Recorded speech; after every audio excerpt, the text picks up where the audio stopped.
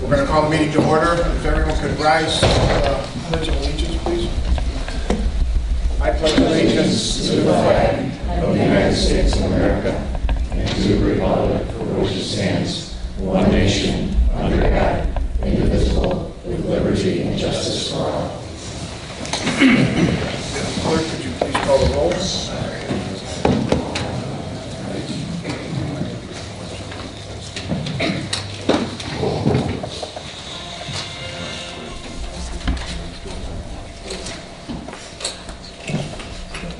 Trustee Costa? Present. Trustee Caprio? Present. Trustee Suisse? Present. Trustee Varian? Present. Trustee Nancy Present. Mayor Yukich? Present. Okay. Are there any amendments to the agenda? Okay. I need a motion to approve the minutes of the February 18th, 2016 special village board meeting.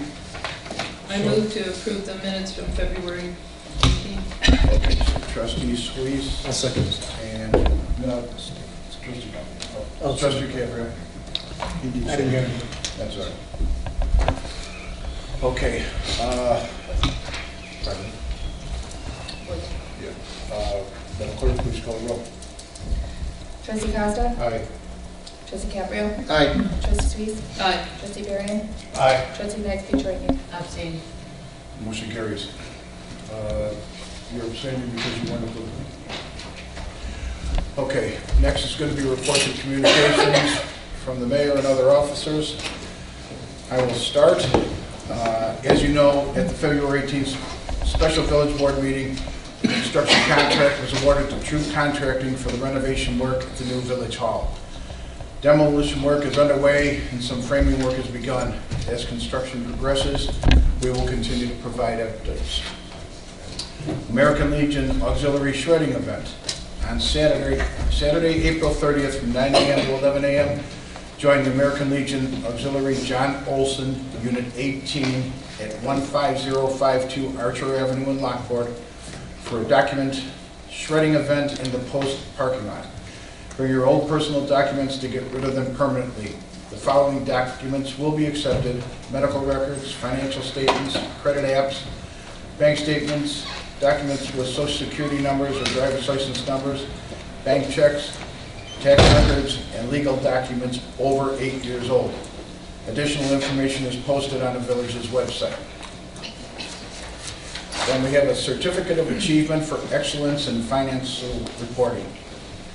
I am pleased to announce that the Certificate of Achievement for Excellence in Financial Reporting has been awarded to the Village of Homer Glen by the Government Finance Officers Association of the United States and Canada, GFOA, for its comprehensive annual financial report for the fiscal year ending April 30th, 2015.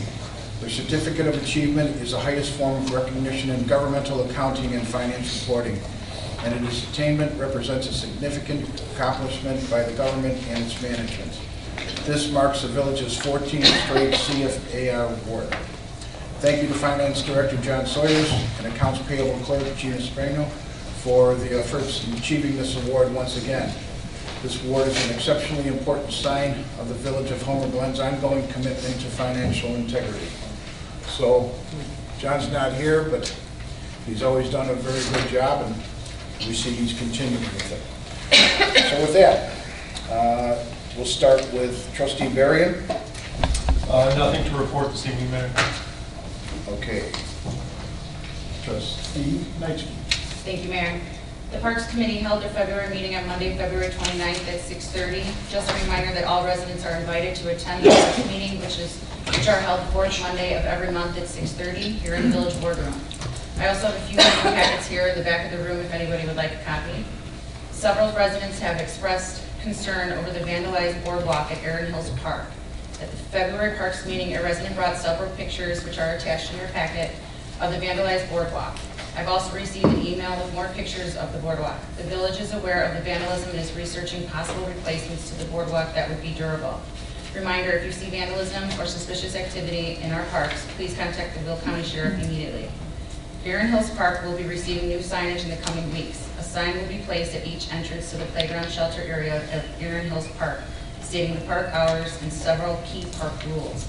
The Parks Committee drafted the signs which are attached at the January Parks meeting. The signs will be similar to the sign in the Stonebridge Park. Representatives from the Homer Glen Foundation were present at the February Parks meeting to discuss several initiatives and potential partnerships with the village's Park and Rec Committee. The committee has long discussed the possibility of creating a formal donation program for the Parks and Recs project. I have received inquiries as to how local businesses and residents can contribute to such causes. After researching other communities, it was determined that many municipalities and park districts receive project funding through Parks Foundations. Given the presence of Homer Glen Foundation as a nonprofit in the community, the Parks Committee is encouraging a partnership with the foundation to accept donations for Park and Recs initiatives. Representatives from the foundation are in agreement to move forward with the partnership, and the Parks Committee will discuss the initiative at future meetings. The Homer Glen Foundation also proposed 2 projects that the organization is interested in pursuing with the village-owned property. The first project is signage for the village's Heroes Trail System. The signage would include mile markers as well as signs that would break the trail network into different segments, which each segment named after a branch of the military. I will be meeting with the village staff and representatives from the Homer Glen Foundation in the near future regarding this project. The second project that the foundation proposed to Parks Committee is a Veterans Memorial. The foundation has long wanted to fund a Veterans Memorial in the Homer Glen, but have yet to find a suitable location. The foundation would like to seek the memorial incorporated into the design of the Village Hall Park as we move forward with the park planning process. I will invite Homer Glen Foundation representatives to stakeholder planning meetings. The Parks Committee was in agreement to continue discussions about the proposed projects. As many of you know, the Parks Committee sponsored a contest with Homer Junior High and Oak Prairie Junior High to accept name suggestions for the Village Hall Park. Students submitted a name suggestion for the park along with a brief explanation of the names. 3 winners were chosen from each school and will be invited to the March 23rd Village Board meeting to claim the prize and take a photo with the mayor. The committee also asked all residents to submit a name suggestion through a form on the website at our Village Hall. Thank you to the residents that made a suggestion. The Parks Committee will take all suggestions, including those from the school, resident suggestions, and the committee's own suggestions into consideration. The committee will then recommend their top 3 names to the Village Board to be voted on, along with other suggestions at the April 13th Village Board meeting.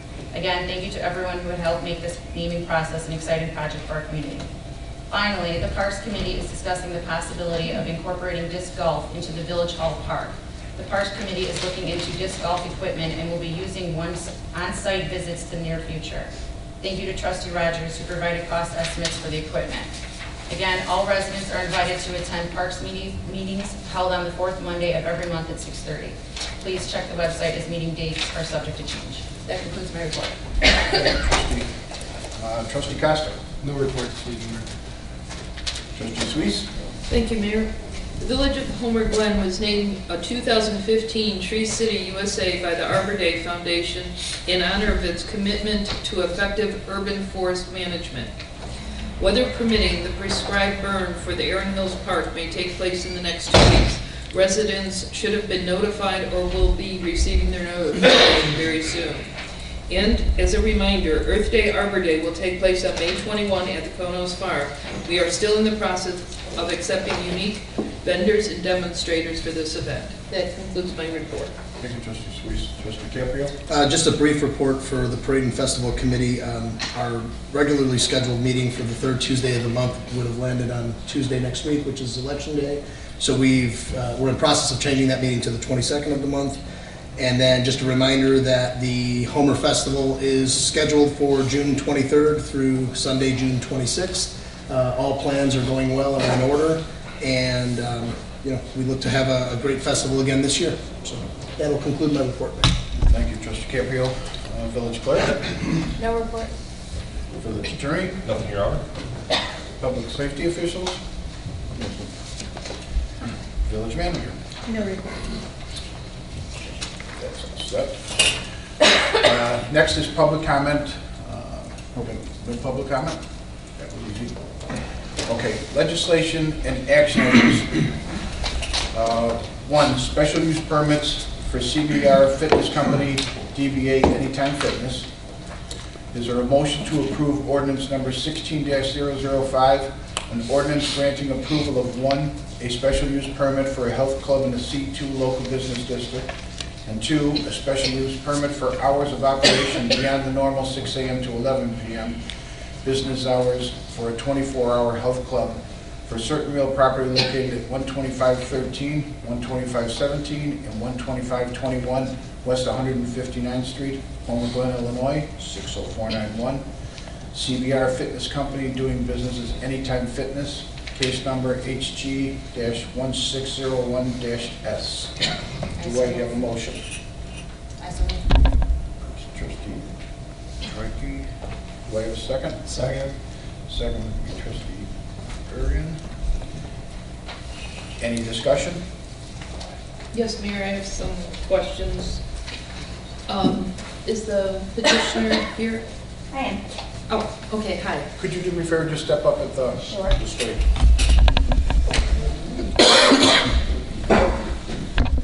I was just reading in the packet where it says, and maybe you can explain this, it says, a study by Anytime Fitness concludes that relatively few members visit clubs between 10 p.m. and 5 a.m. Can you explain why the need then for a 24 operation? Well, it's a franchise club, and so the business is basically, their model is based on convenience, and it's local gym for neighborhood people, and it's 24-hour facilities to compete with like a Lifetime Fitness, so that you're closer to home and smaller.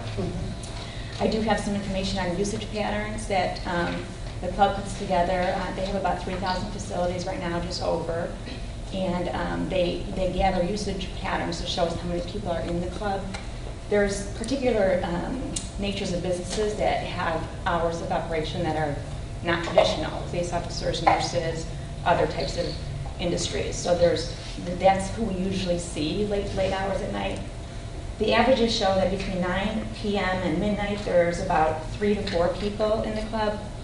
Between midnight and 3 a.m., there's usually nobody. The average is actually 0, less than 0.5%, so it shows there's nothing.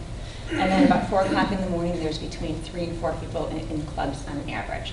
And that's where we usually see people wanting to come into a gym. Some gyms that open at 5 or 6 in the morning, there's people waiting in the parking lot before they open, and it's those people that have shifts that don't allow them to work out before work. Okay. So this 24-hour operation is a model of the franchise? It is. It's not that I basically. can change it. It's not. They get in and out with more or less an electronic card. Yep, they have a key fob. I can give you information that's real specific about the entry security system, but there is a key fob. The key fob basically goes to a computer system on the inside. The computer system recognizes that key fob as the person that's allowed to enter the club, and then it sends a signal to the door to allow it to open. When the person enters the club, there's a tailgate system, which basically means it only lets one person in at a time. They pass through a device, it's heat sensor monitored, and it will, the security system will alarm if another person comes in behind them. So it only allows one at a time. And then obviously when they leave, there's a trigger so that if there's a loss of power or something like that they can exit the club. So that only works on the way in, that part of it, but the cameras are going the rest of the time. So that it would basically mark down that they left at this time. Yeah. There's specific security steps for club entry. There's a club entry procedure that I can go through. There's about 4 of them. And there's club exit procedures as well. And then during those times, all the times, there's a remote monitoring system. So the club is under 24-hour surveillance all the time. So, I can see at all times what's going on in the club except for inside of the bathroom. And so if a device was triggered, that information, same thing could be, it's video, could send to police. So do you have direct connection to fire and police? Or does it go through a security firm first? How are you going to have that set up? So here's the steps. For the club entry procedure, the main member entrance door is equipped with a proximity access control system. To gain entrance, the member holds their key fob of membership to the card in front of the device that reads the proximity reader. The proximity reader gathers information from the member's key fob and transmits it to the computer system inside the center. The computer system will then determine if the key fob is valid and the member should be admitted to the club. If valid, the computer transmits an OK signal back to the proximity access controller. The receipt of an OK signal triggers a release mechanism in the door and either a door strike or magnetic lock. The member can then enter the facility. As the member enters, they pass a mechanism called the tailgate detection system. This system validates only one person to enter the facility at a time. If more than one, the whole process starts. The alarm will notify the member that somebody has entered the facility behind them, as well as notify me, as well as notify the police directly. The tailgate system also triggers another alarm to the digital video recorder, which will speed up the images per second on the member entrance door camera. As far as exiting the club goes, the member exits to the same door which they entered. As the member leaves, they will engage a free exit mechanism, like a paddle or a crash bar. And that's a mechanical device, not an electrical one, in case there was a power outage. The tailgate system is also equipped with a free exit control, which means that a member does not have to hold their key fob to the proximity reader to exit the club. As far as the remote monitoring goes, the main purpose of the closed-circuit television system is for the member's safety and peace of mind. Typically, a member activities are recorded over each day unless an incident or emergency requires further review or investigation, in which case the owner of the facility will have the ability to review selected video footage from the DVR. So the use of the security system includes motion detectors, wireless door contacts, glass break detectors, panic buttons, and panic necklaces, and one motion detector that's by the locked office. Wireless door contacts are placed on all exterior doors other than the member entrance door to protect invalid entry and exit. These components are set up as burglary zones. There's typically 5 to 10 wired and wireless panic buttons and necklaces for members' use. And then there's an explanation of where the security zones are. There's a necklace that looks like this. I have packets if you guys wanted them. But if the member comes into the club after staff business hours, they sign a contract that indicates they need to wear one of those necklaces. If a member has an injury or feels ill or feels some security risk when they press that button, there's kind of a chart, a flow chart, which shows kind of what happens. So if a panic button or a necklace is pressed, that signal goes directly to the police department.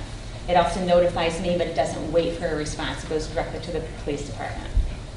If there's a burglary alarm that's dispensed or that's activated in some way, it will notify the key holder themselves. Each key holder has their information, their membership information is logged under their name. So it's their cell phone number, their name, their picture, all that stuff. So they're notified, I'm notified, and the police are notified.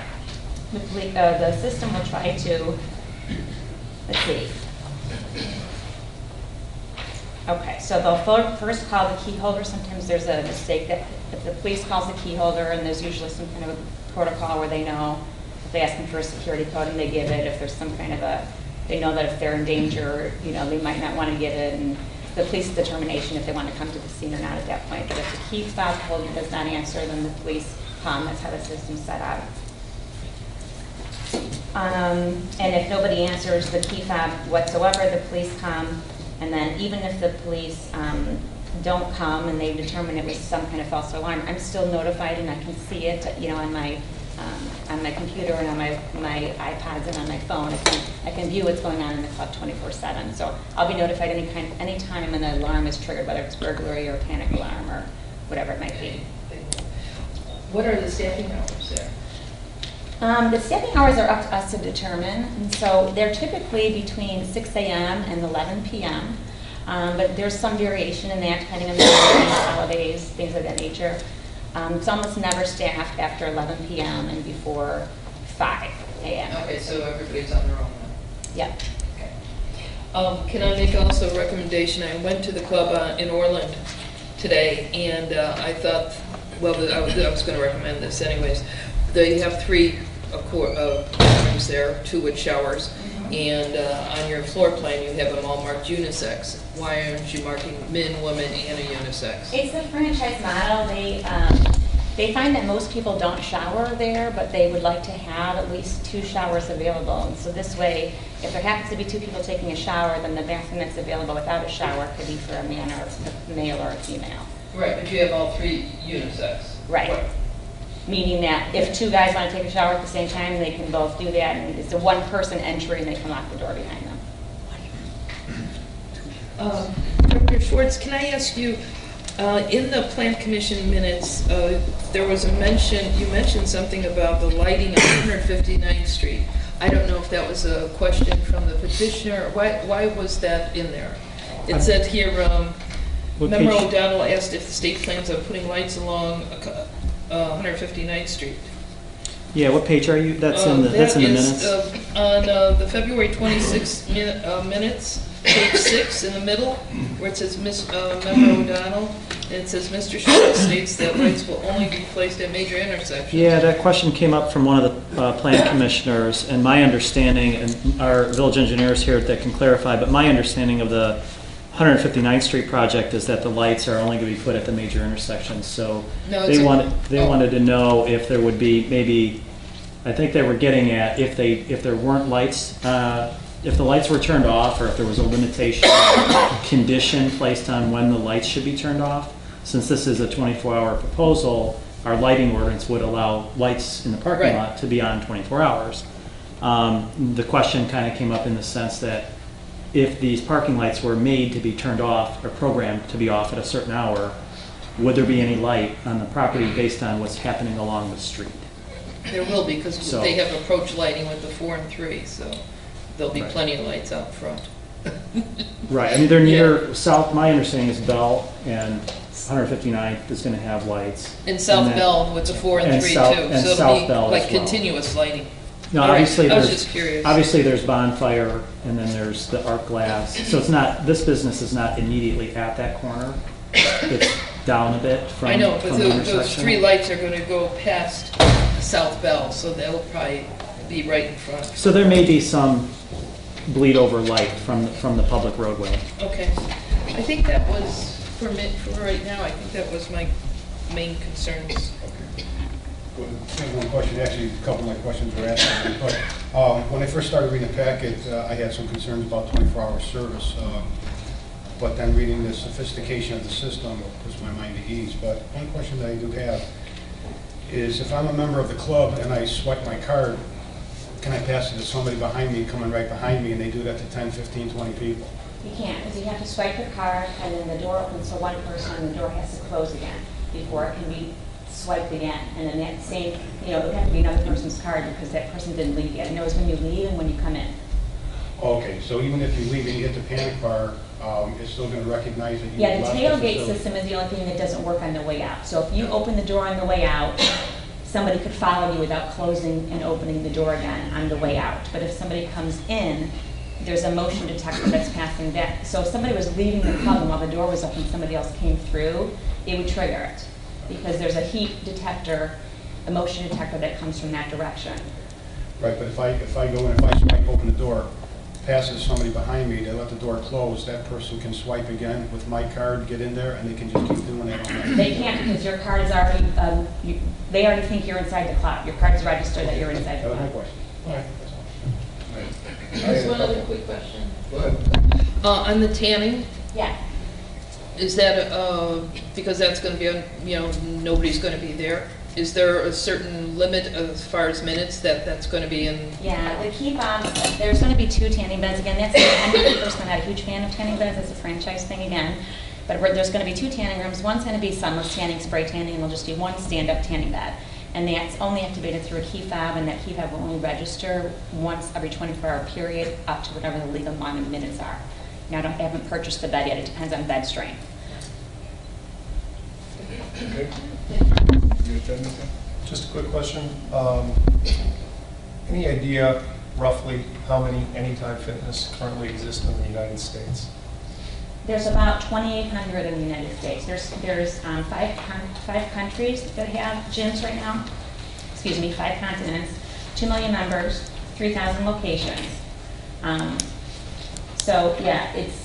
I think the business started in 2002. 2002. So yeah, it's grown quite a bit, and it's a big competitor against big box gyms like Life and Fitness, and it's just smaller, closer to home, less expensive, but still high-end facility and secure, but it doesn't have the the revenue of a large pool and a large basketball court and all that kind of thing. I'm actually a member at Lifetime now, and I've been there a few times late at night, and there's almost nobody there with that kind of square footage.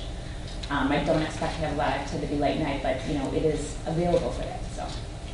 The reason I ask that is, in going through this, I think like everybody, when you first hear of a business that's going to be 24 hours and then a health club, and potentially in the middle of the night not staffed, I think there's some natural hesitation.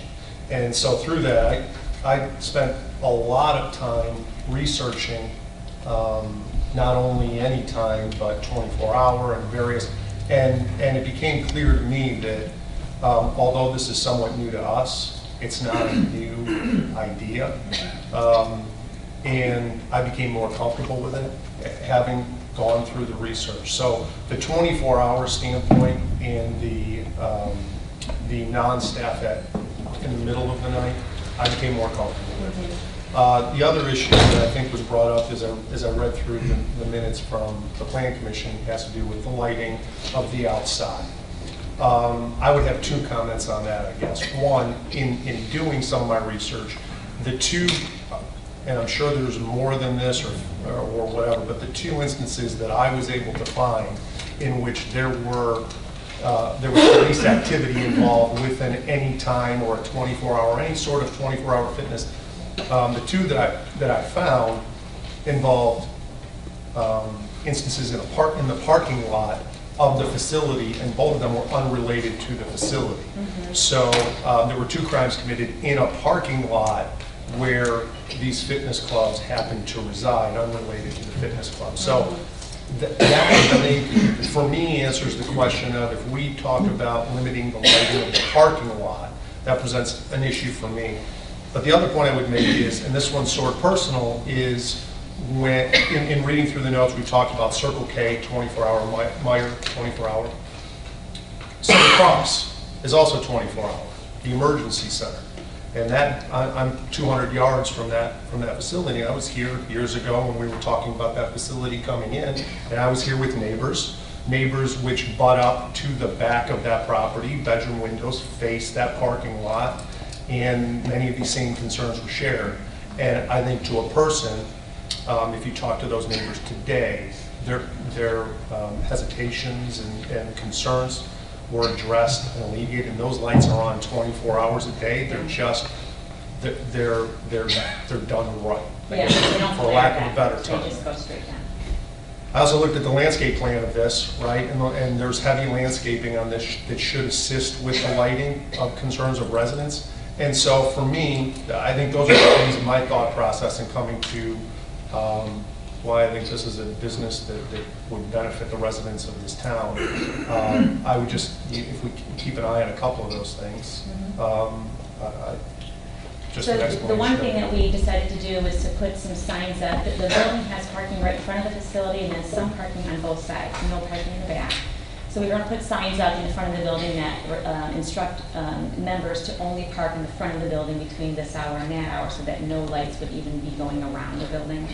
We actually just drove through there on the way here, and I was just kind of taking a look at driving to see where my headlights fit. And my headlights never even hit a property line of anybody, because you can basically come in front of the Sherry's Glass Studio, and you kind of go down a little bit of a slope. Your headlights are going down.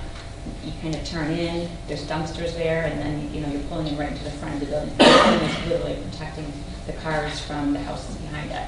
So I think it's a legitimate concern, but I think it'll be alleviated when they see how it actually is. Mayor Ryan, and I'm going to say Dr. Glen in the back. Okay, I think this might pertain to you about buffering, because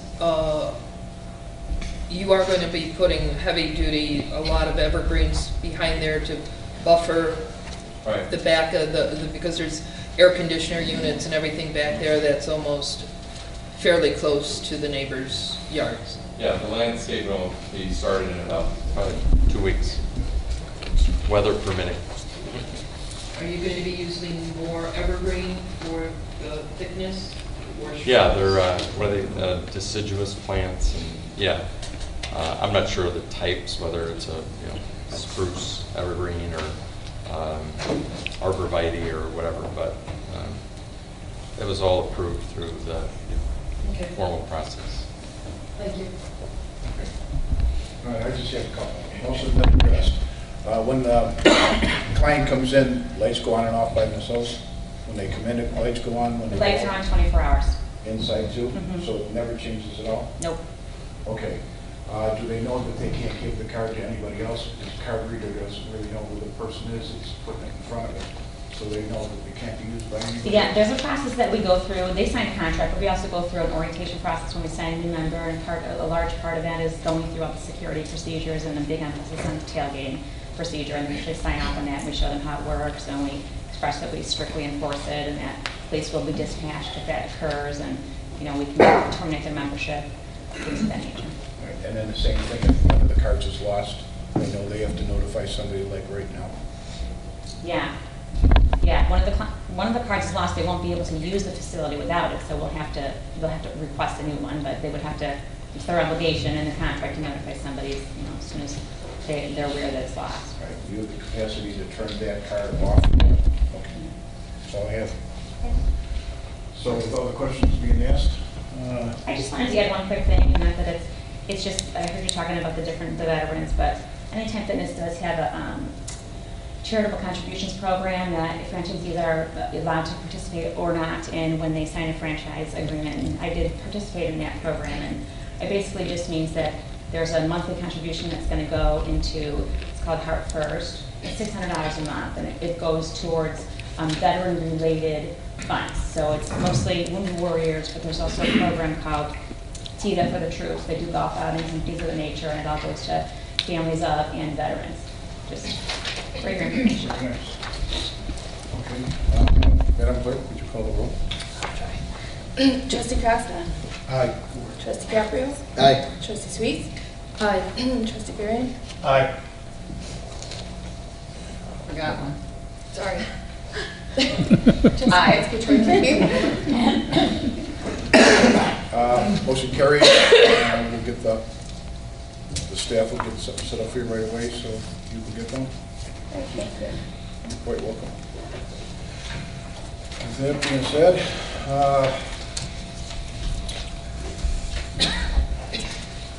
next one is a motion to approve ordinance number 16-006, an ordinance amending ordinance number 15-045 by extending the temporary moratorium on the establishment and operation of smoke shops and smoking lounges for an additional 120 days from March 10, 2016 until July 8, 2016. So moved. Trustee Costa? I'll second. Trustee Caprio? Is there any discussion? Madam Clerk, could you please call the roll? Trustee Hetzke, Aye. Trustee Perrin? Aye. Trustee Sweet? Aye. Trustee Caprio? Aye. Trustee Costa? Aye. Motion carries. Next is going to be a workshop item. We are going to have presentation from firms regarding professional services related to the creation of a master park development plan for the Village of Homer Glen's former Woodbine Golf Course property. Manager Kodowski will speak on this item. Thank you, Mayor. I just wanted to let everybody know we received 18 proposals for the master plan for the creation of a plan for Woodbine Golf Course, and a committee was formed of myself, Trustee Swees, and Trustee Hetzke, Development Services Director Salamovich, who's to my right, as well as Development Services Inspector Jim Walkowski. We narrowed down the 18 to 5 firms, and from those 5 firms, we are bringing 3 to the board tonight to present their information. We believe that these are 3 of the best firms out of the 18, and they're all within the budgeted price range. So our first firm will be Professional Resources, Inc., and they are actually coming in right now. So we will get their presentation loaded on the screen, and they can begin. Thank you, Manager Kodowski.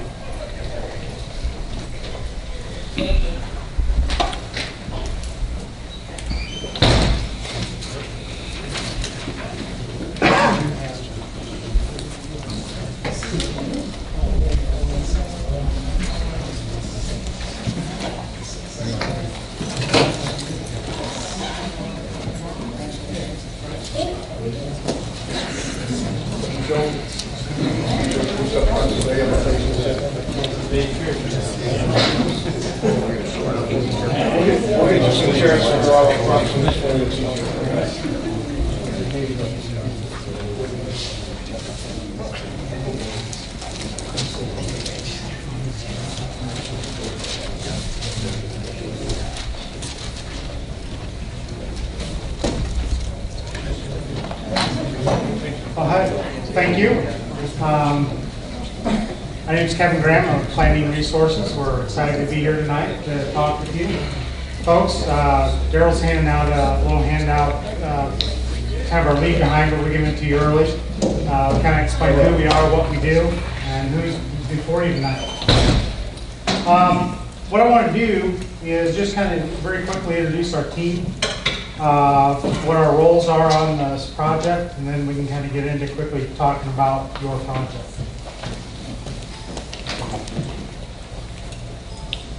So there's,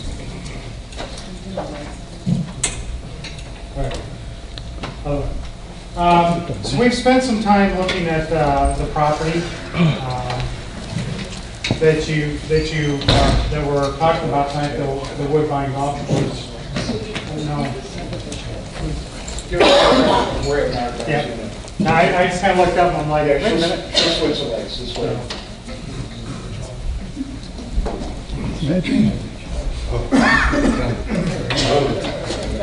There. Is there two there?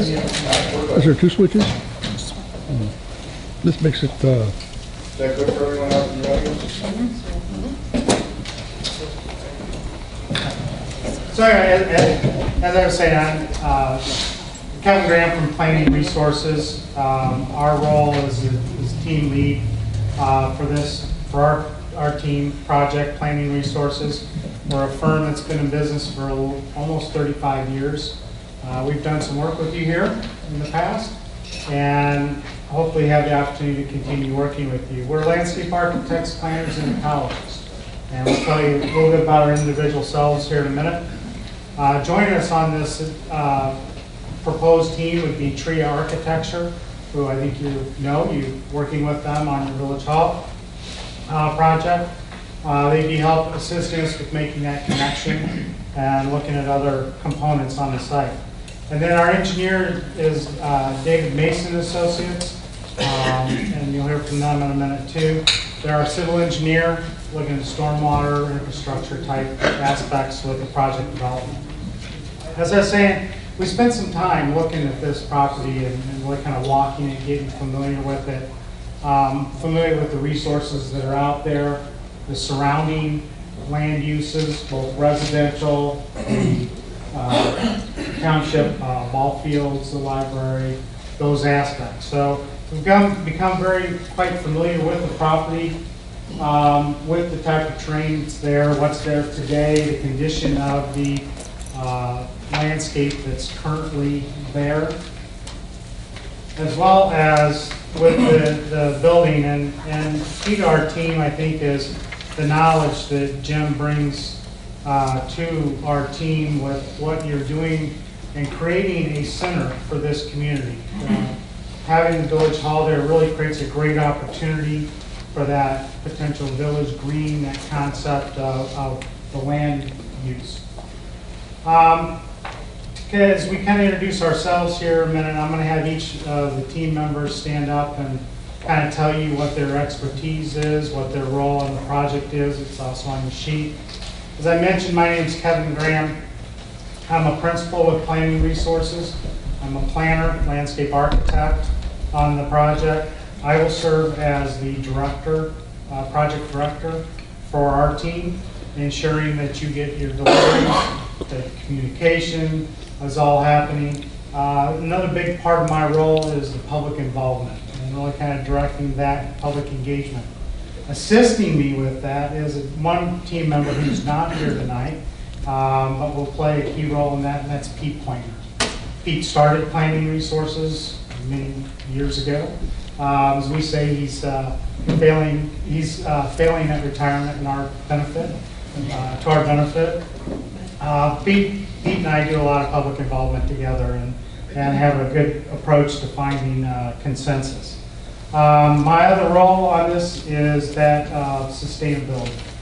That's really what my focus is in design, is the sustainable aspects. With that, I'm going to have the rest of our team kind of introduce themselves quickly. Good evening. My name is Daryl Garrison. I am a principal partner with Planning Resources. Also serve as Director of Landscape Architecture with Planning Resources. My role on the project will be to, yes, assist Kevin in directing the project, but I like to say I'm involved with the fun stuff. I get to deal with more of the site planning and more of the creative play area, which is more of the recreation aspect, recreation component portion of the project.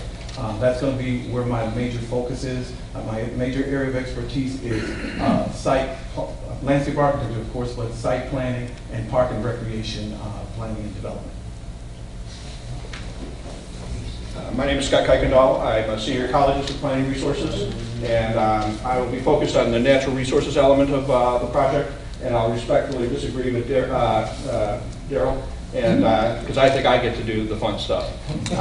This is a really great opportunity. I've long felt a kinship with Homer Glen. I chaired the Woodstock Environmental Commission for over 6 years, and we looked very closely at Homer Glen when we were preparing the conservation design ordinance for our city. And we also look very closely when we're developing the conservation design ordinance for McHenry County. I think this, once again, is a great opportunity and look forward to presenting ideas. Thank you. Well, I'm going to respectfully disagree with both of them because I think I get the fun part, and that's to deal with 100 acres of virtually, not very often do we get a chance to work with 100 acres of virtually a clean slate. I'm a landscape architect. I've got over 40 years of practice in the park and recreation planning business. I also have a level of experience, exposure. I was superintendent of parks and planning for a park agency for 5 years, in which I designed, I built, and then had to maintain what I designed and built. So there's a level of experience and expertise, and we get to learn from our mistakes so that we can get better. And that's one of my principal activities here, will be deal with the operational parts of the design. Working with Daryl in the excitement. I also spent 10 years as Director of Planning and Development for the Forest Preserve District of DuPage County, in which we were development dollar rich and operational dollar poor. So everything that we did, our staff had to maintain and operate. So we basically got into a position where we developed an operation and maintenance impact assessment of every capital project that we did. And if we did a project, it had to be operation neutral or operation beneficial, or it didn't get onto the list to be funded. So when it comes to being able to look at a site in which the village of Homer Glen is going from 30 acres to 130 acres. That's a 300+% increase. The operational impacts of that on the community and on the village will be significant. And so being able to understand that part of it will be one of the things that I'll deal with. My name is Tom Kraken. I'm a Vice President with David Mason Associates. We're a civil engineering firm located in Chicago. I've got about 20 years of experience in this market in the Chicagoland area. I've done rural residential development, worked on golf courses, understand stormwater from a large-scale perspective, modeling, and so I'm here to assist these guys and hoping to take this 100 acres and turn it into not only a recreational amenity but also a stormwater amenity for the community. The last guy that you might not want to hear from. Good evening. Jim Petrakos. Those of you who haven't met me, obviously, Planning Resources has asked me to help them out on this project for anything architecturally related, amphitheaters, if there's anything like that, any built structures and so forth. But also, since we've already kind of started a project out there at Woodbine, with the existing building.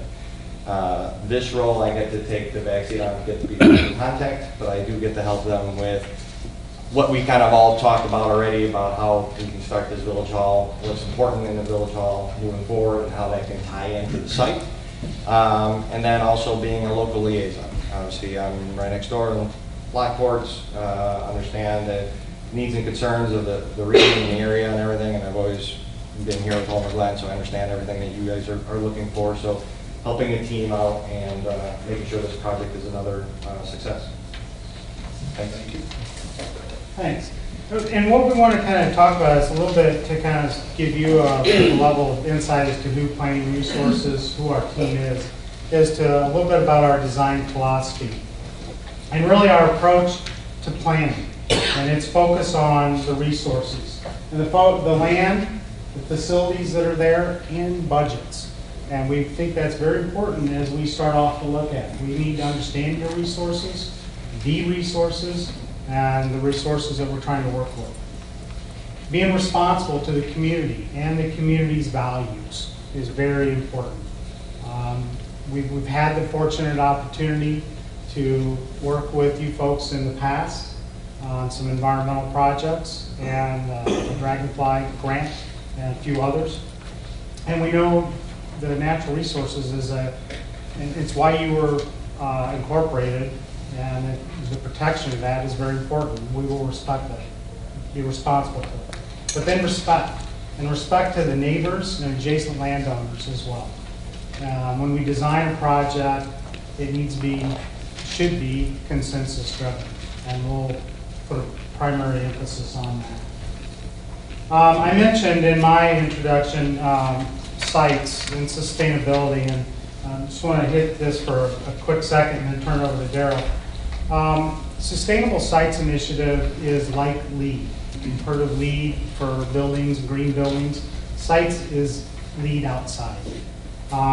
We're not suggesting or proposing that this be a site-specific project, but the fundamentals, the principles that are behind it will be our guiding force as we design and develop plans for this. Sites looks at the site context from water, soils, materials, human health, and then the ongoing monitoring and management of a project. I happen to be very fortunate to be one of the founders of this program 17 years ago. As when we started working on it. It's now in use. And we've done projects using these principles. And I think it's a good principle based on your community values. What it is really about, everything is an ecosystem. And we need to treat, when we do design work, when we design a park, a master plan, thinking of that park as in its own ecosystem. How does it integrate into the community and everything you're doing? And that's what we'll put that focus on. As I mentioned, one of my big components that I'll be working on is the public involvement, public input. And starting kind of with this slide, we usually integrate it later in the presentation, but I think it's really important. Public input, working with the different associations, and really our approach to public involvement for this project for you would be a series of different means of doing that. The associations and special interest groups would probably be focus groups, and that's what we've envisioned for this. With the officials, with you folks, the staff, actually doing some workshops, some sitting down workshops on the project. And then with the residents, combination of open house type workshops and something I'm going to talk about here in a minute is My Sidewalk. My Sidewalk is an online public engagement tool that we use. We're one of a couple in the region that have a license to use this. What it allows is for anyone in the general public, anyone in the community, to engage on this project anytime, 24/7. And we're currently using it down the road in Tinley Park. That version of it is live Friday on a project we're doing there. We've used it in a number of other projects. We just completed using it in Western Springs. We got over 4,000 views, over 300 specific comments and suggestions. And it was for a system-wide master plan. But it's a way for us to get comments real time. We administer it, we take care of it. You have administrative rights you can see and chime in. We take care of it and run it for you. It allows us to post questions to like a survey. It allows us to post plans and images, whatever we decide as a team with you that how we want to engage the public, but then an ability to get those comments back. As an example, in Tinley Park, we had someone suggest something. We were able to go in right away and have a dialogue with them about that suggestion. So it's a good two-way communication. It's not just posting something on a website and hoping you get some input on it. We find it to be a very, very useful tool. Very useful tool that allows the residents, folks that you most want to hear from, to give comments at their convenience. As they go home from a meeting like this today, right? And you think, I wish I would have said that. I wish I would have brought something else up. There's an opportunity to do that. So it's a good tool we like to use. With that, I'm going to turn it over to Scott for a quick minute to talk a little bit about the natural resources aspect, and Tom, and then we'll keep going.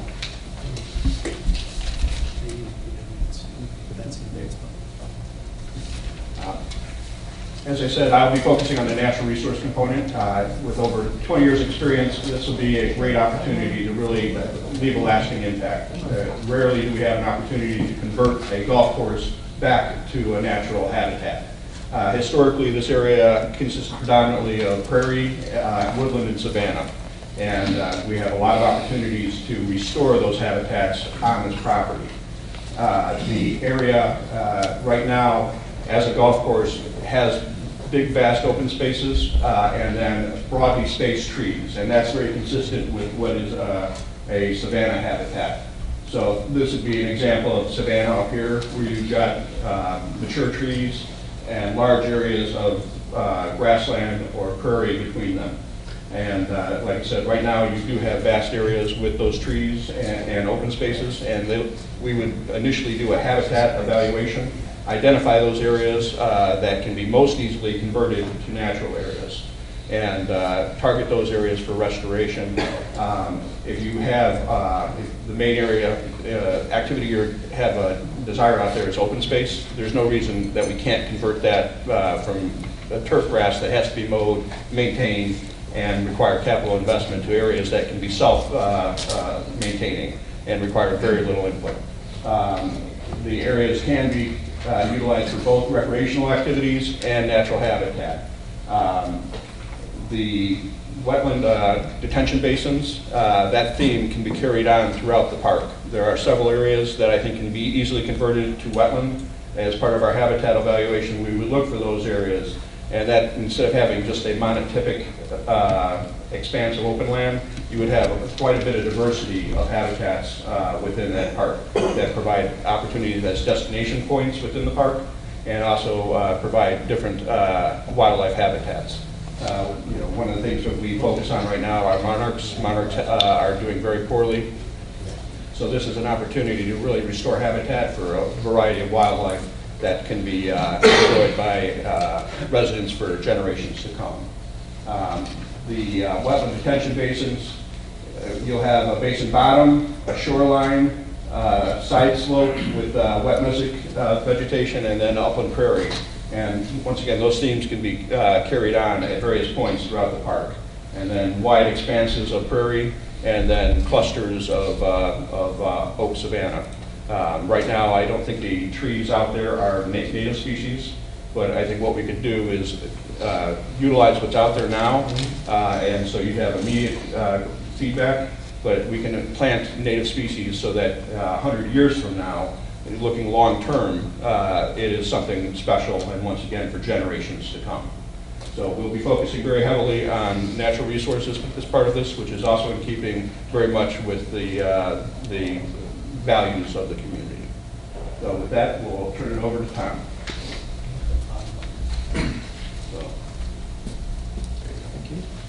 I have an extra slide, so this will work out. So yeah, going along with what's been said thus far, I mean, there is a great opportunity here to restore the site and create some great amenities, and we will be providing support to hopefully create some stormwater benefit as a part of that. We've read the HR Green report that was generated. Clearly, the site was not designed with any stormwater management environment. It was developed back in the 80s. So hopefully, we can take what's there, take the take advantage of the relief on site and use that to develop some strategies, incorporate somewhere into all the recreational opportunities that our team envisions. There's, we're talking fishing, potential for fishing ponds, and of course the wetlands and all the water quality benefits that go along with that. With that, I will turn it over to Derek. Thank you, sir.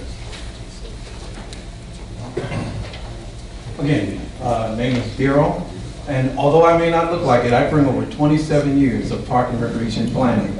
I have over 27 years of park and recreation planning under my belt. And in that 27 years, I've had the opportunity to work with some really great, work on some really great projects for some really great clients. And we look forward to and hope to add Homer Glen to that list as well. But two of the examples, I'd like to talk to you about two of the examples of the great projects that I feel Planning Resources have been involved with over the last few years. One of which, and again, these are probably half the size of your site. One of the projects is McNair Park for the Blackberry Township. It's a 68 acre site that is an ag field now that they want to convert it to more active recreation, as well as obviously with stormwater requirements from the county. We of course introduced some naturalized stormwater basins. But the project to the right, most of you may be familiar with, is again with another township, but it was the Lamont Township. That's a 58 acre site. And as you can see, it's totally opposite, contradictory to the first plan. It's the goal of that plan was to promote more of the historic landscapes, reconnection to the historic landscapes of northeastern Illinois. So we focused on wetland creation, prairie enhancement, savanna development, as well as woodland enhancement. There's existing woodlands there. And it's not far from you, so some of you, most of you may be familiar with that site. But in that, there also were some active recreation components, such as a small creative play area, which I'll get into a little bit, as well as a dog park more to the south of that site. Another project that we've been involved with, we're very proud of as well, is Lyle, the Prairie Walk Pond. That's for the village of Lyle. And that essentially was it had a major function. They're downtown flooded quite often. So it actually is a stormwater management project.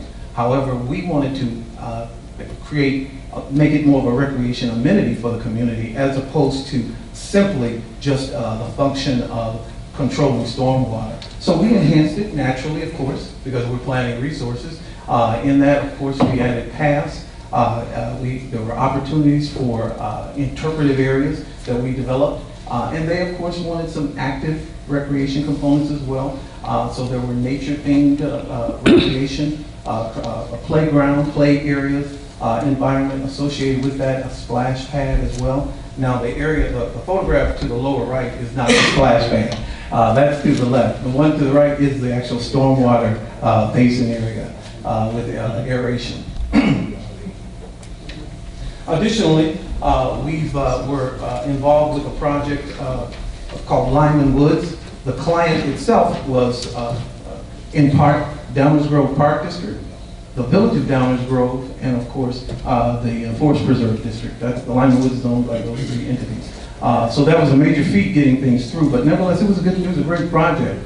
And while our primary goal was to focus on stream bank enhancement and riparian area restoration, we also were able to get involved with passive area, path developments, path enhancements, trail enhancements, and as you can see, there was a boardwalk there that we introduced with floating piers as well, and then of course took advantage of some interpretive area development as well.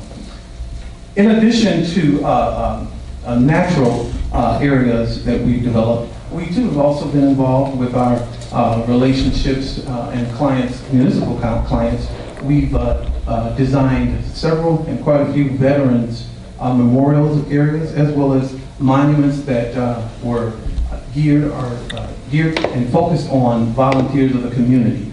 The element or the picture to the lower left is the Veterans Memorial for the village of Oswego, and the one in the middle is was for a concept sketch for the city of Country Club Hills, where they requested a monument with a water wall that honored all the volunteers that worked in the community. Did I go the wrong way? There we go. This is one that I want to get to. This is where the fun stuff comes in as far as I'm concerned, because this is where we have an opportunity within that 103 acres. Yes, while it has a function, this is where the kids can get involved and get excited. And I like to consider myself a big kid at heart. We want to make sure that when I call it a creative play area, we're concerned about not just plopping native looking or native themed apparatus components in an area, in the site, in a playground area. We want to create an environment where that includes the approach, as well as everything within it, as well as when they leave, to create that environment for all the participants of the park.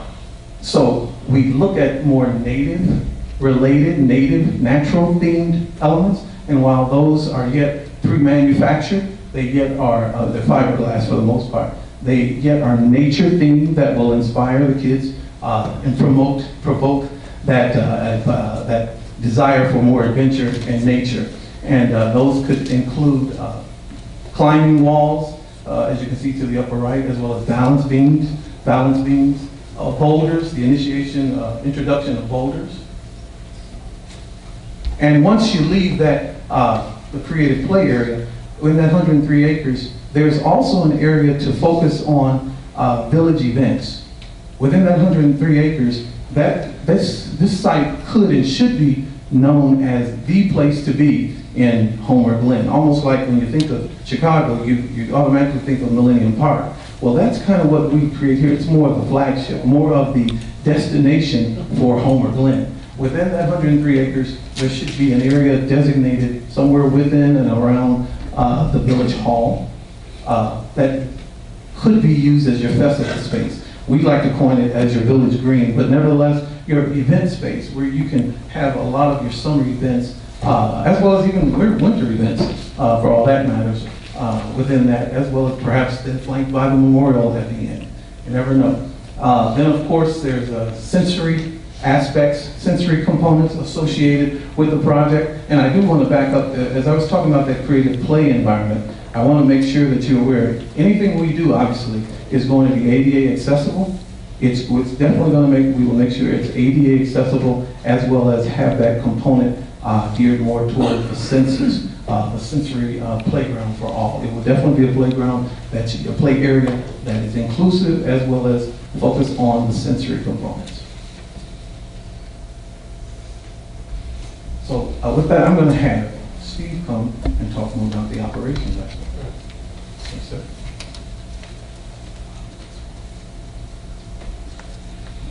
Thank you, Darrell. I realized after I sat down, I forgot to say, I'm Steve Halbert. I'm a landscape architect. I'm licensed in Illinois, Wisconsin. One of the areas when we talk about Homer Glen adding 103 acres to bringing us up to 133 acres, that's a very significant increase. I was involved with the Forest Preserve District of DuPage County when they bought the Elmhurst Country Club.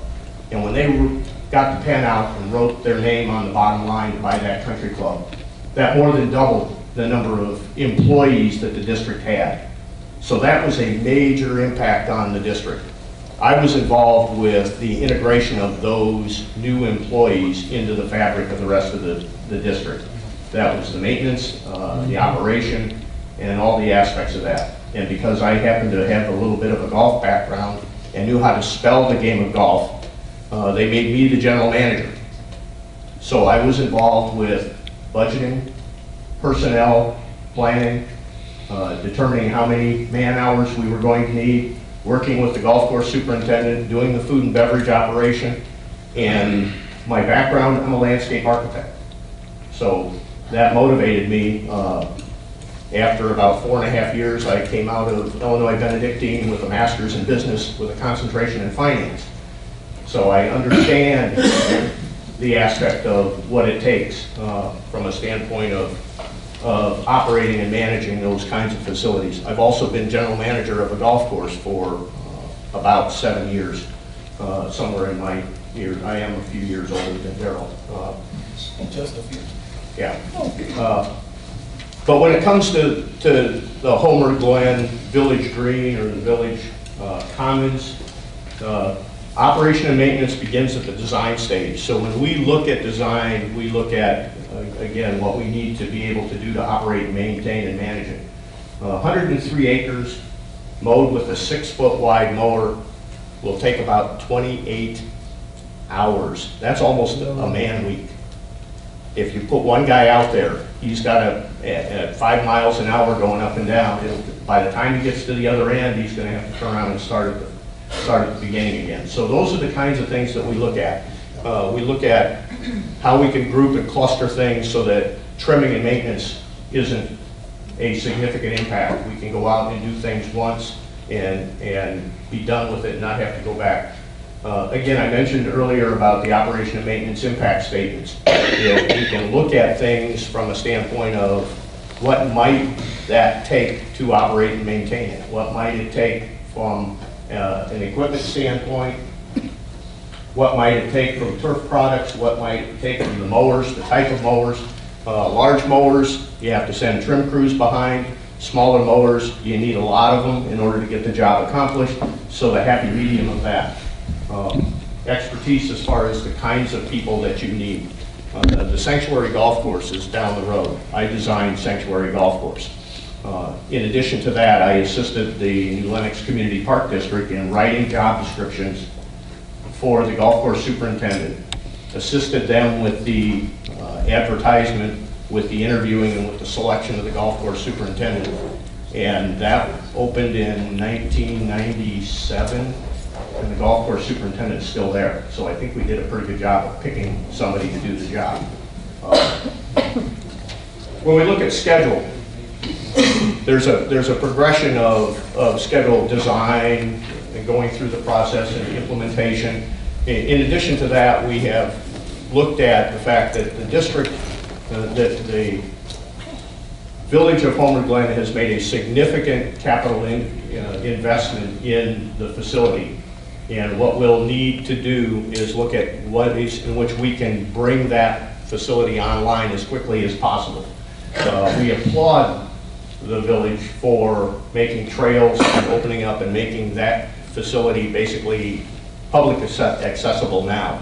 The next step is to maybe look at things that might be able to be done in the summer of 2016 with low impact development, but yet can get the visibility of we are moving forward with this major project. We are, and the resource that you have entrusted to us as the village board.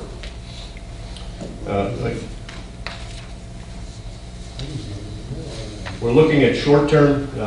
We talked briefly about the short-term, low operational and maintenance impact kinds of things that might have high visibility. And again, getting the ball rolling, developing additional momentum, as well as looking at the long-term phase over time. That may be things such as additional stormwater management and how we'll manage the district, the village's water resources, and the property. Passive and active recreation, Daryl talked a little bit about that, and then resource restoration. Scott identified we may have some areas that we can move into very quickly and get big bang for the little buck in resource management as well as long-term restoration. And with that, I think we talked a little bit about how do we communicate with the village and the village staff. We have a program and a process that we use that basically is a communications workbook so that we communicate with you, our emails. We have a bi-weekly, like every Friday afternoon, we'll sit down and send you an email and identify what we've done, what we're doing, what we're planning on doing, so that you know what's going on. You won't be surprised, or you won't say, where are we sitting with this particular project? We will keep you engaged throughout the process. And that's done in a fairly formal process, but it also gives everybody a scorecard to know where we're at and what we need to do and where we're going next. With that, I turn it back to Kevin. I just want to kind of close out and open up to questions and that from you all. So that's kind of why we're here. But I just kind of want to close it out with what do you get with a planning resources plan? You're going to get a plan that respects and integrates the natural resources. You're going to get a plan that can be built. You want to build it, right? So knowing a plan that we have an implementation way to do it. Steve mentioned a plan that you have can show immediate results as well as your long-term goals. And then a plan that has been built based on knowing how you, the community, is going to take care of this for perpetuity. How you're going to work with this project. What impacts does it have on the community? And then a plan that's consensus-based. A plan that's driven by the input of the community, the officials. It's your village. It's your village green. It's your village commons. It's your central green space. But it's one that has been built with implementation in mind, that we know how we're going to do it. As we're going through what grants potentially are available, we do a lot of grant writing. And we have a person in our office, she assists us with the My Sidewalk. She has a master's in business marketing. It's kind of important to have that person as we're communicating. But she also does a lot of research on what funding opportunities are out there. And we integrate all the way through. That's information you'll continually get updates from us. With that, that's kind of who we are, what we do, how we would get approached to this. I'd like to open up to some questions from you all. And we'll see what we can answer, or at least make up really good answers for you. Mayor, if I can begin. Sure. So I'd like to let everybody know that myself, Trustee Sweets, Heather, and Mike all had the luxury of meeting with this group in particular. And this was a short presentation compared to what we seen a few days ago. It was much longer and had much more information. I know we said we had to condense it in half an hour, so we do apologize for that. But with that being said, us four had gotten to learn a lot more about you. I did a little bit more investigating once you guys left. Obviously, we liked you, that's why you guys are back. I just wanted to bring up a few points that you guys did touch on, but some things you didn't, that we didn't mention tonight, but you mentioned at the last meeting. We really like that you did your research on our community. Some of the presentations, they did not do any research on Homer Glen itself. We're happy that you guys are heavy in the public engagement. You guys are looking, into the community, finding out what they want, and looking or planning all these meetings. And I did have a question on your website, though. Is your website My Sidewalk? Mm-hmm. That's not just a public input, correct? That is also a update service. Yes, for the yes. So we have the opportunity to use it really in any way we want. And excuse me. Sorry about that. In the number of different projects we've used it for, we've used it to in a very open process, getting ideas, before anything's put on paper, just very open-ended questions. We've used it to survey and get attitudes and interests. We've used it to get input on specific plans. So we have the ability to use it in multiple ways and give updates. So we've used it where it's just been kind of a quick survey, but then currently we're using it on a plan where we post the plan, but then we will post updates to those plans so it keeps people engaged. So it's not a one-time thing, it's a continuum. I did take a peek at the Tinley Park one, and it is very user-friendly, it's very informative, and you guys engage the community well.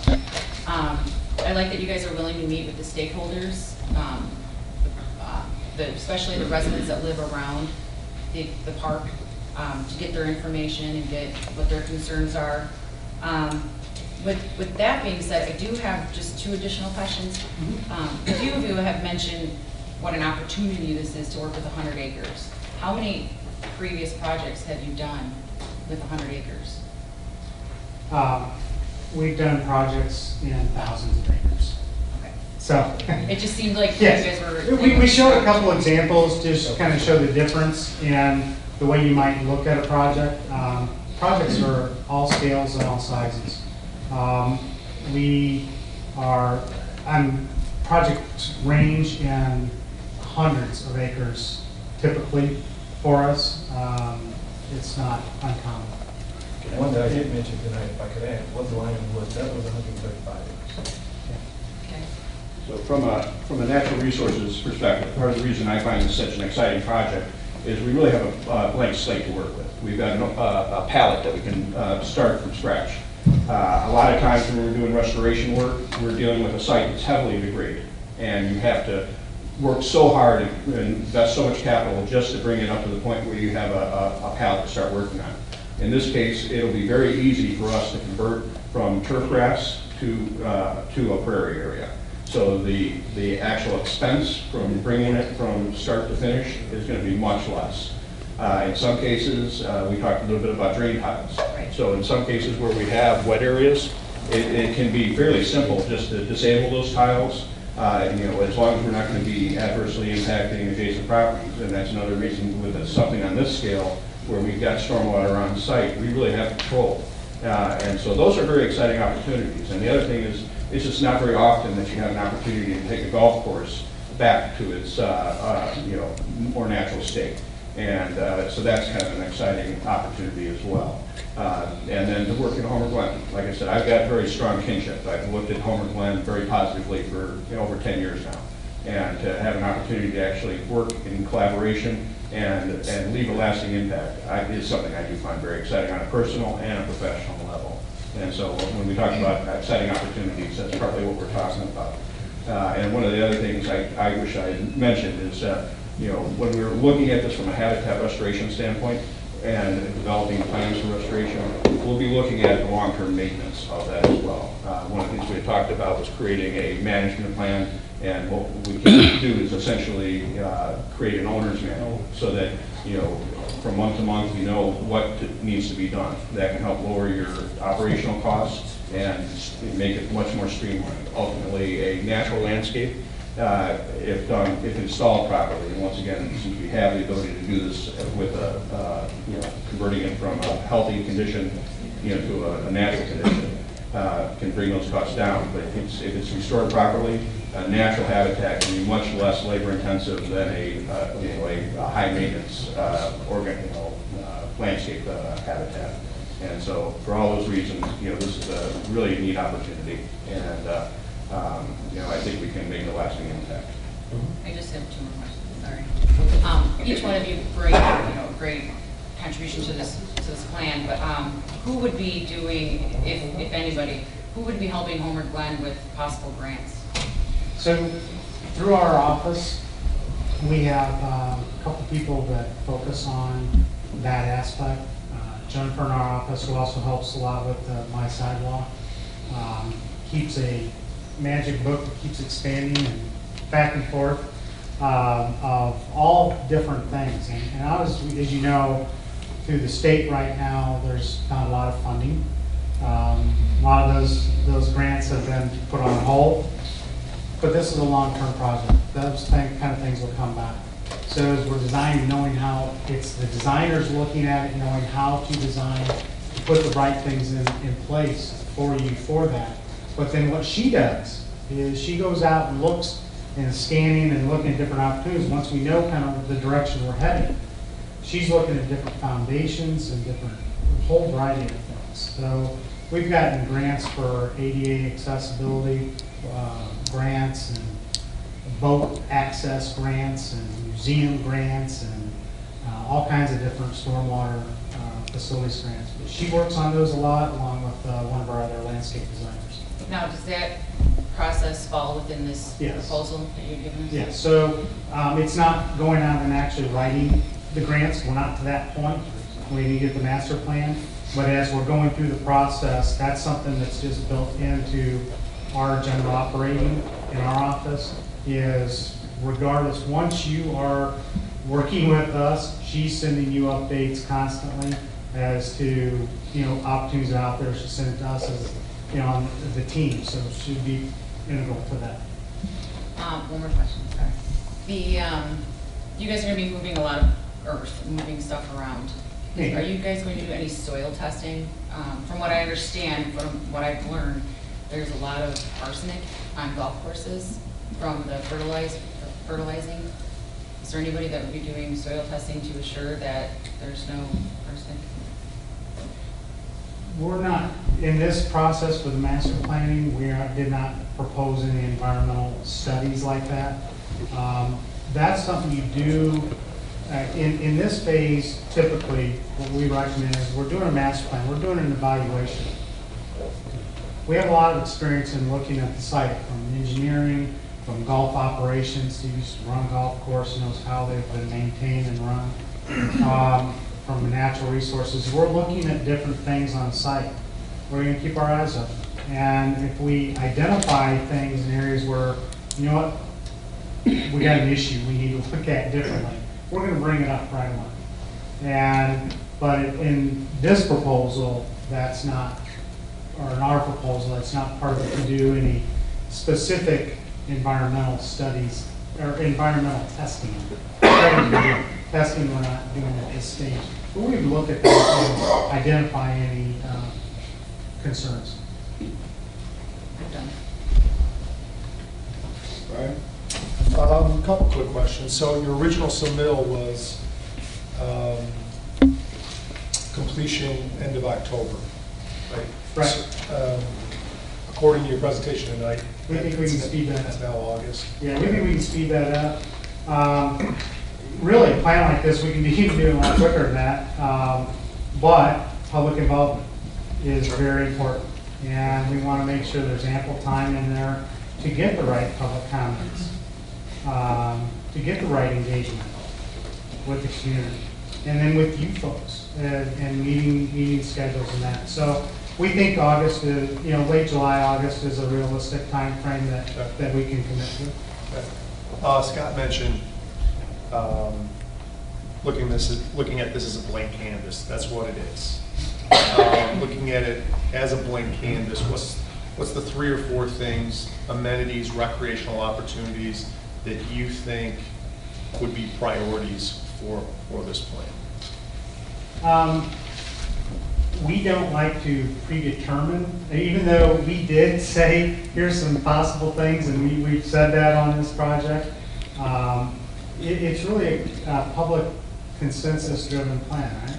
Okay. So with that said, some natural things that could take all kinds of different shapes and possibilities on this site is natural area restoration, interpretation, education possibilities. I think, we've all looked at it and said, you've got a village hall here. What a great place to have that community gathering opportunity. Kind of throwing the term village green or village commons, but what a great opportunity that is on this site. And to have that opportunity whether it's Homerfest or something out there that becomes a center activity park. It can be passive, it can be simple. It doesn't have to be over-programmed, but a good community space for that. I think we do think there is that opportunity for active recreation here as well.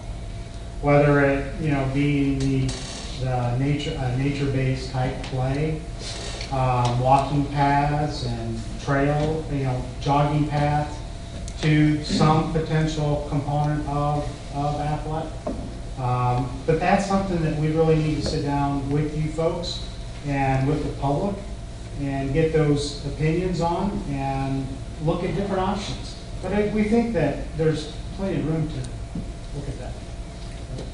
And my last question would be, you mentioned the short-term goal, potential improvements 2016, something that we could identify early on in this process, maybe even before the master plan is completed. What would those sorts of things? Well, again, not holding you to anything, sure. just looking in your brain. Sure. I think, instantly, as we've talked about, and, this is kind of, working with Jim, and he can probably chime in a little bit here, but, a golf course has one thing out there, sitting out there that's a great asset, and that's its cart paths.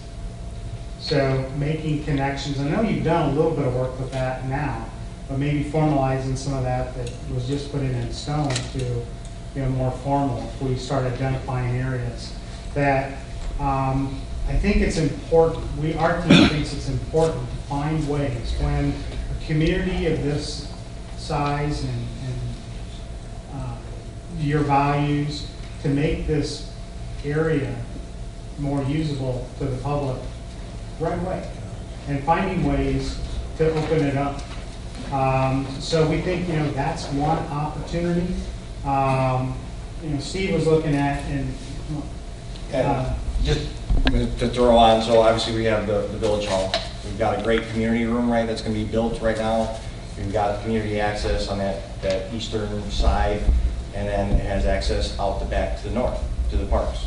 So capitalizing on that, where now you have a community center with bathrooms and toilets and everything people can actually use, go out to the park, and you can centralize some things, the village green, farmers market, different ideas that you can actually have around there, the monuments, tree lighting in the winter, any type of events during all 4 seasons, that we can start connecting to that building.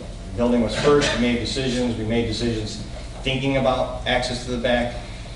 We know that we're not touching on our original project, we're not touching any of the landscaping right now, but everything outside of the community room probably has to be cleaned up a little bit in terms of coming out there in the landscaping and getting better access to that park, but then radiating out from there. Figuring out on parking, where the parking access is there on the west side, and then knowing that the township may expand the road, on the south. So we may lose parking there, we may have to figure out, at least identify some parking spots that are there. So it's working from there, working out, and then getting all these amenities in, having that topic. So, we don't have to put bathrooms far out. We don't have to have that expense there. We have bathrooms that are community bathrooms right there at that building, and making sure everything's accessible and usable for the community. then I think, the last component to that is from that near term. Steve and I are, when we're not doing this fun stuff, we're state officials. So I do softball, baseball, he does football, basketball, lacrosse. You've got athletic fields immediately to your neighbor. You've got fairly flat fairways. Anytime they're having games and tournaments, there's always a need for warm-up space. And so, there could be that shared potential early on, not permanent, because we don't know what that's ultimately going to be. I think there's a lot of great opportunities. Thank you. Yes, first, you had a very good presentation, thank you. Probably answered a lot of my questions, concerns of how you're going to approach this. And during your presentation, I like the importance that you've demonstrated tonight about the neighbors and the residents of our community, especially neighbors. I mean, all of our residents are important, but keep in mind, if you're successful with this project, that everybody that bought adjacent to that property bought knowing that there was a fairway or a green behind their house. So anything that we do on the property is going to directly affect them. So let's keep that in mind, that we try to keep everything farther away from the residents and more open space, as if you want to call it, as a buffer to them. You did mention about, is important. You also mentioned just now about fields. We have a number of organizations in town that are looking for field space.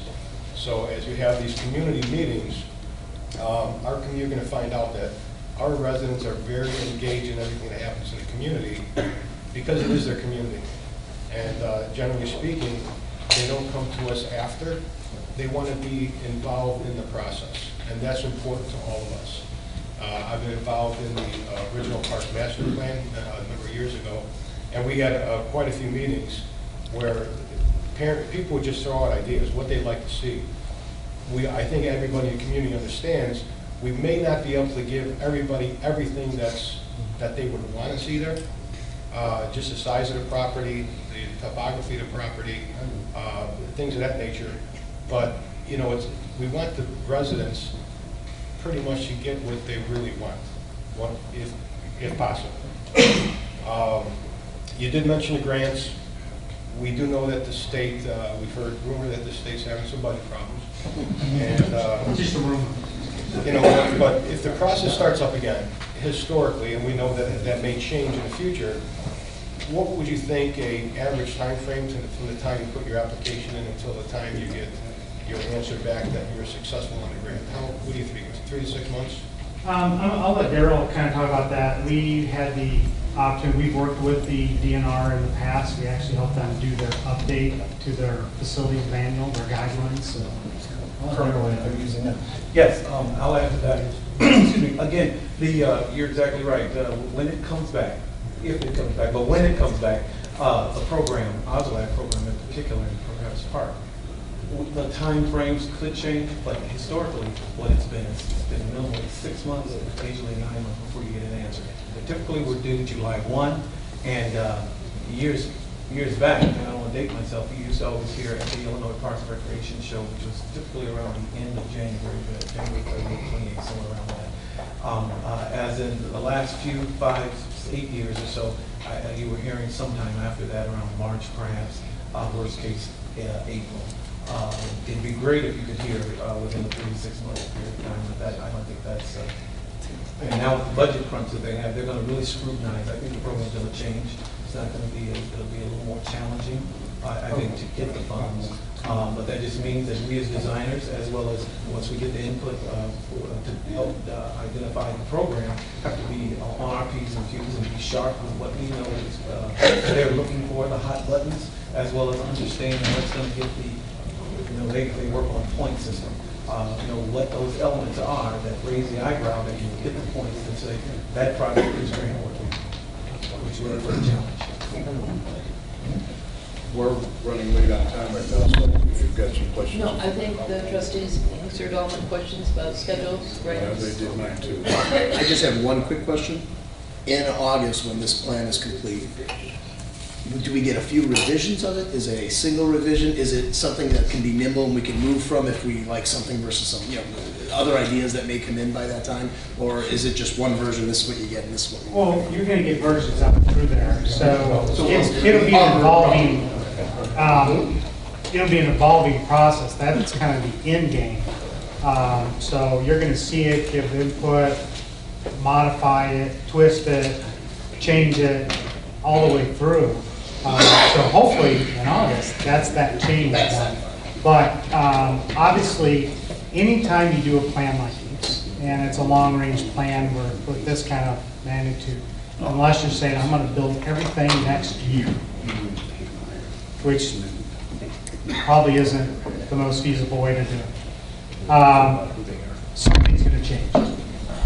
And what we like to pride ourselves in at Planning Resources is we're in it for the long haul. So if there's something that needs to be tweaked, hey, you know what, this opportunity came up. And we've had this many times come up. Or, hey, this opportunity came up. In Oak Brook, we're working right now, someone comes and says, I would like to donate this. All right, let's work it into the plan. So things come up, we need to make changes if it makes sense for the plan. And we're there to help you do that. Okay, and I love the wide variety of expertise, especially the financial mind of the operational costs of this and how we go forward with that mindset. So thank you. Yes, thank you. We do thank you very much. What we would like to do is, if they do have any other questions, if they can you give us a contact there that we can get a hold of? Or Absolutely. Just, okay. I think Heather has that, and we're more than happy to answer any questions you have. We thank you for your time, and we want to work with you. Thank you. Thank you. We appreciate it. Thank you. All right, we're going to take a couple minutes recess because we have another group coming out. So if anyone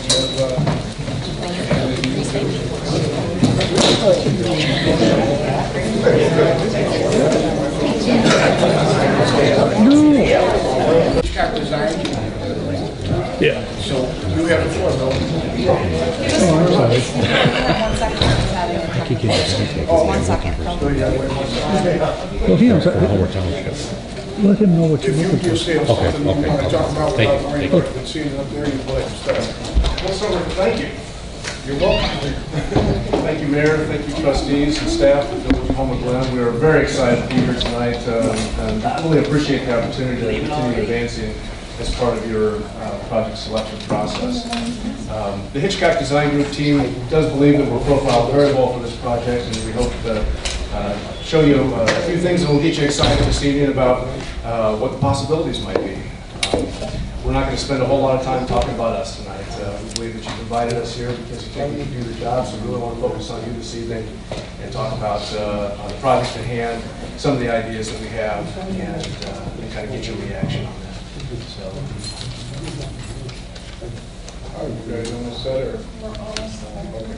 It's not loaded. It's not loaded.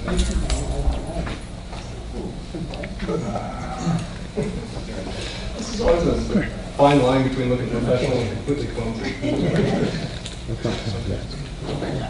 don't have to worry about that with us. We're not professional, and we're all clumsy.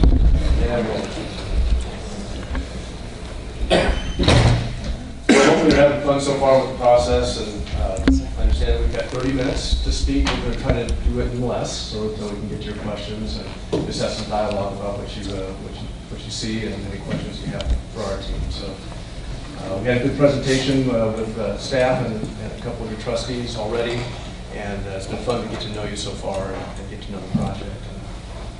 How are we doing, Mike? We might have to use the other one, the PowerPoint.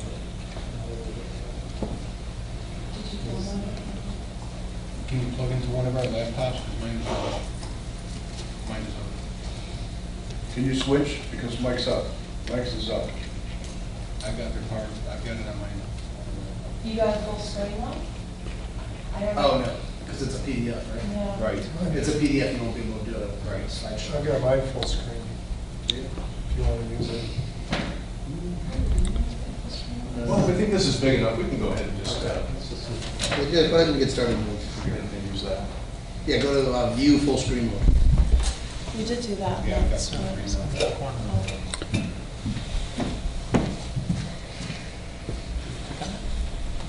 Can you use this? Between all of us, probably have to. Just 1 second. We just put them all Thank together. you, Brian. Sure. I memorized it.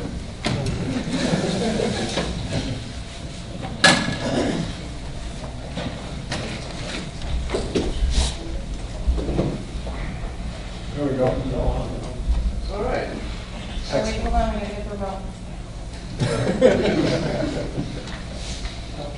Uncoachable. Just wait. Good to go? I'm going to try to advance the slide. Point it to you. No, you pointed there. It's just. Okay, there we go. There we go. Yay. There we go. Sorry, just give me a Good evening. My name is Bill Inman. I'm the Senior Vice President and Principal of Hitchcock Design Group. And as I mentioned before, thank you so much for having us this evening. We're just going to dive right in.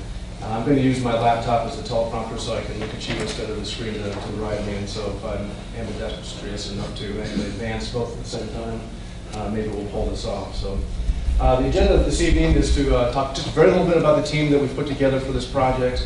Our approach, we believe that it's important that you understand how we think and how we would approach your project so that you can determine if you believe we would be a good fit for you. We're going to briefly touch on our experience, although the proposal document that we put together had lots of information about our experience, as well as the scope of services and how we would approach it. We want to dive into your project as quickly as possible after that. So let's talk a little bit about the team. We've got great depth on this team, starting with recreation planning and design experience in Hitchcock Design Group. We have been around for 36 years, and it's a major that I picked about 20 years ago, focusing on parks and recreation. The Recreation Design Studio is represented here tonight with Hitchcock Design Group, and Steve and myself, and a lot of us still back at the ranch working. We're blessed right now that our services are in high demand, so we're burning the midnight oil recently anyway.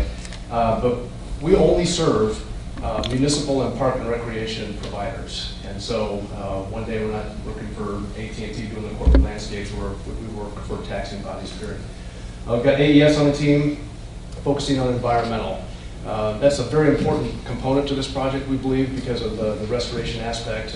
Lots of opportunities there. The engineering side, we know we have some functional opportunities here, some solutions that we need to bring to the table from an engineering standpoint, specifically with stormwater.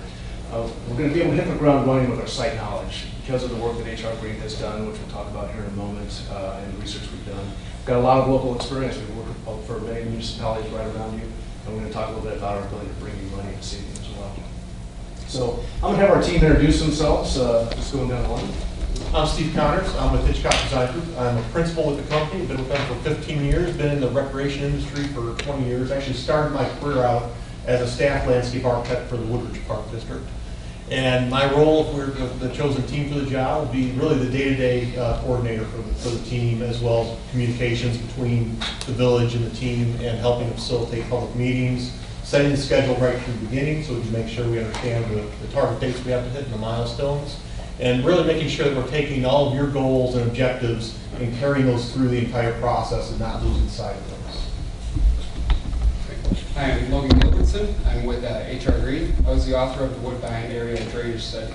And my role on the team will be to make sure that all of the functionality built within the park will meet the needs of the regional drainage study that we completed. We want to make sure that everything that we do meets the flood relief goals that we set in the drainage study.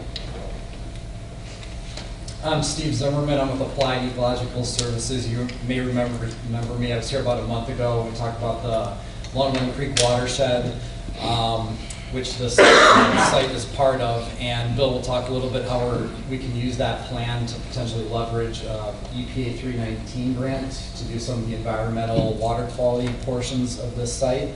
And I'll also kind of infuse my knowledge of ecology and what I know about the watershed into the planning aspects of what HR Green and Hitchcock is planning on doing. I'm Akram Chaudhary. I am Vice President at HR Green. My role would be to make sure the project stays on schedule and do all the coordination wherever they need my help, coordinate with the village and keep that project on track, on schedule. Thanks, guys. Well, we're very excited about our team. A little bit about Hitchcock Design Group for those of you who don't know us. We've been around for 36 years, 3 offices, Naperville, Chicago, and Indianapolis. Our 5 market studios are urban design, higher education, healthcare, real estate development, and recreation. As I mentioned, the recreation studio is represented tonight. Our DNA has been built in the public sector.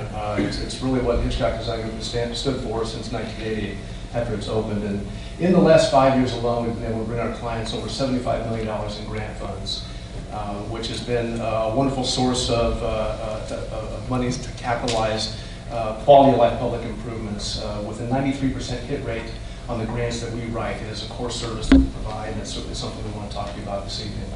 So a little bit about our approach. We always start with you. I knew I wasn't going to be able to get that right. I'm reading here, I'm not flipping over here. So we always start with you.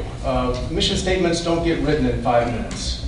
And this is certainly something that has had a lot of thought put in it. So we typically start by seeing what jumps out at us. Quality of life, responsible development, sound fiscal management, community involvement, family, cultural diversity, things of that nature. This is something that ultimately is going to, we would hope, begin to ground us in our design process as we move forward. What others are doing around the nation, trends is certainly part of this thought process, but the Physical Activity Council and the Outdoor Industry Association reports that the non-traditional wellness is the #1 trend in the United States right now. And so we're wondering, again, how does who you are mix with maybe what's going on nationwide?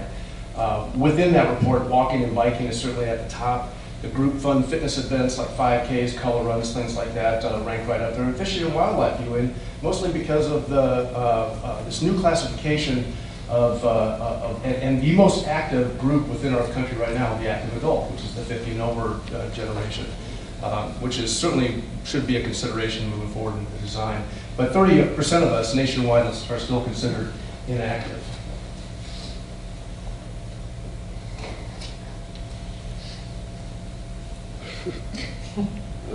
Speaking of inactive,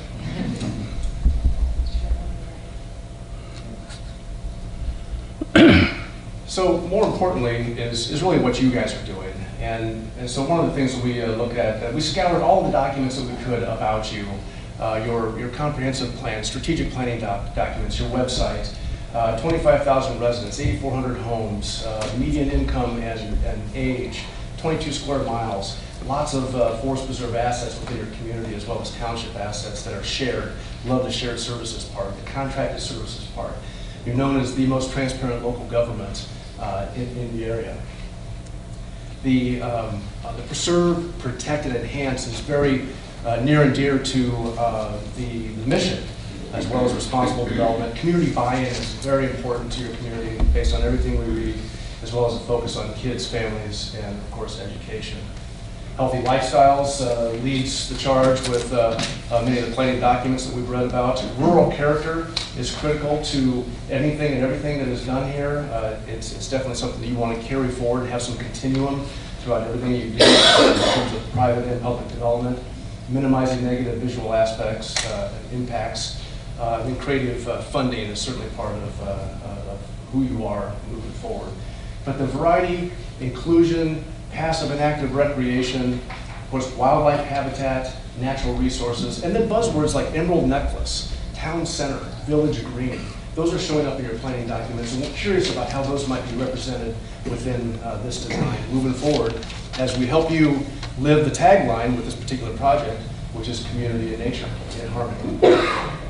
So for us to go much further, we're going to need some visuals. It's not like in your Google Drive here.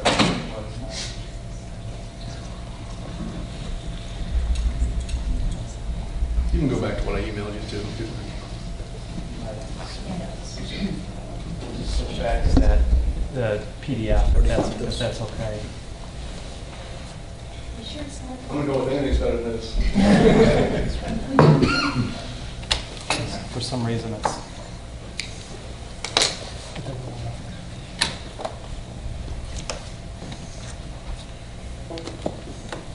So the point that we really want to stress here is that when we undertake a design process, it has to start with our customer, who you are, what you believe in, what your values are, and then how does that get reflected within the design work that we provide for your input. We believe that the character of what ultimately gets constructed should be very relevant to the community that it's going to be engaged within. So can I take it from here? You should do operating. No good. Working for you? Nope.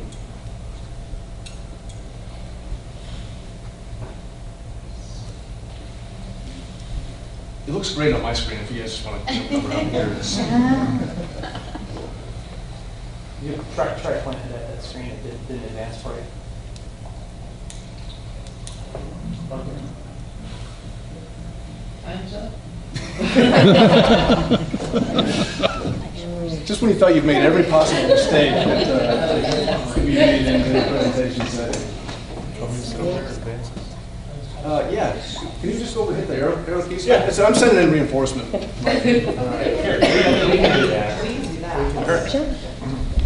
Okay. Keep going. I'm going to hit you with the laser pointer. Just kind of point to me and I'll, which one you have? Keep going. And the entire slides aren't showing up on the screen, so anyway, so back up one. So in terms of what you're doing, I'm not sure what's happening with the size of the fonts, but we got about half the slide up here, so that's going to be moving forward. One thing you are doing certainly is looking at your stormwater implications of this particular site, and that would be the next slide, please. Is the what Logan was talking about, the watershed study and the stormwater study is really critical to this particular area, and determining what this site's role in that was a big part of that particular study. As it go ahead and advance the slides, please.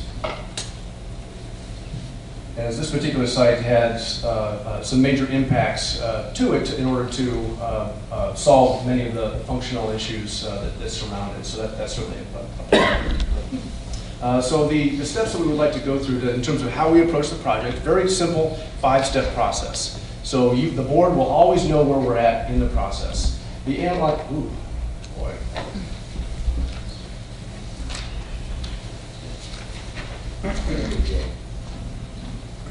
Closer? Okay. So the analyze phase is, as you might expect, it's getting smart about your community, it's getting smart about the site analysis piece, understanding the physical asset, its attributes, its opportunities, and its constraints. The connect phase is really getting to know your community. And we have several community outreach methods that we would like to discuss with you, and we have several built into our scope. We believe that community input is very important to you, and it is always very important to us. We do a lot of planning for a lot of communities, and we have successes and failures in terms of how to get public input for a project like this, and so we're coming at it from a variety of different angles. The envision phase is really coming up with design options, and so we want to bring that back through staff, board, and community again. Okay, we've got several options. What do you like about or dislike about each of these options? The prioritize is really narrowing it down to a single approach, and the implement is really wrapping up the master plan and celebrating and adopting that particular plan. Next slide, please. So a couple of things that we would like to focus on as it relates to our approach. Next slide, please. We're available tomorrow night.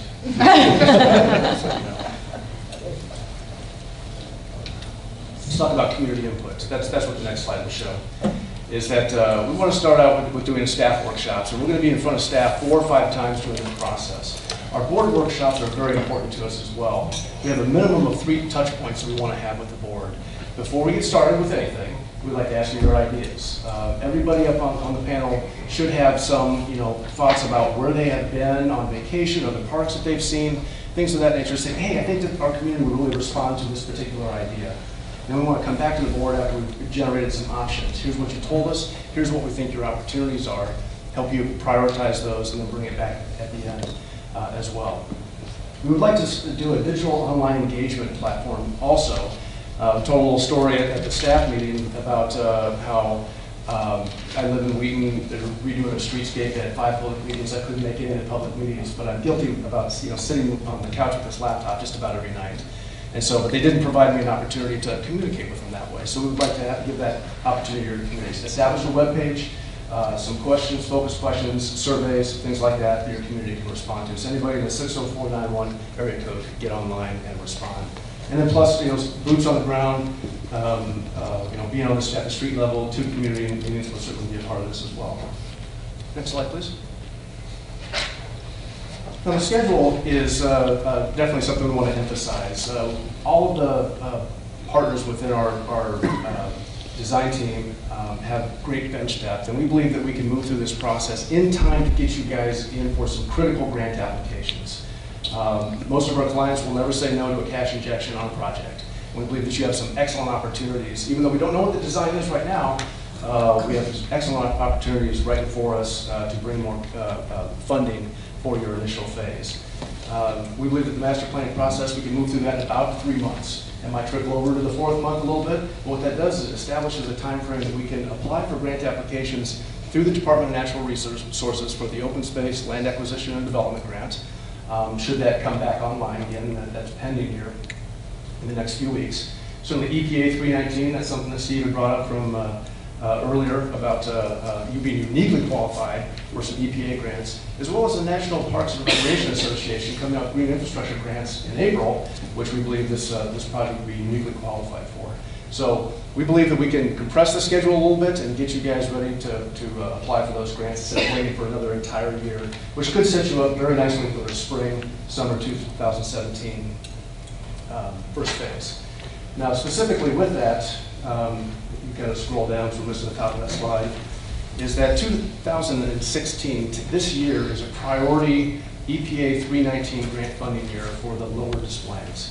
And so that grant application deadline is August 1st. So we want to tee you up for that for sure, because if you go to the next slide, you'll see that this particular site is within that watershed. So this is the year that they will be funding water quality projects and restoration projects within this particular watershed. And if you go to the next slide, the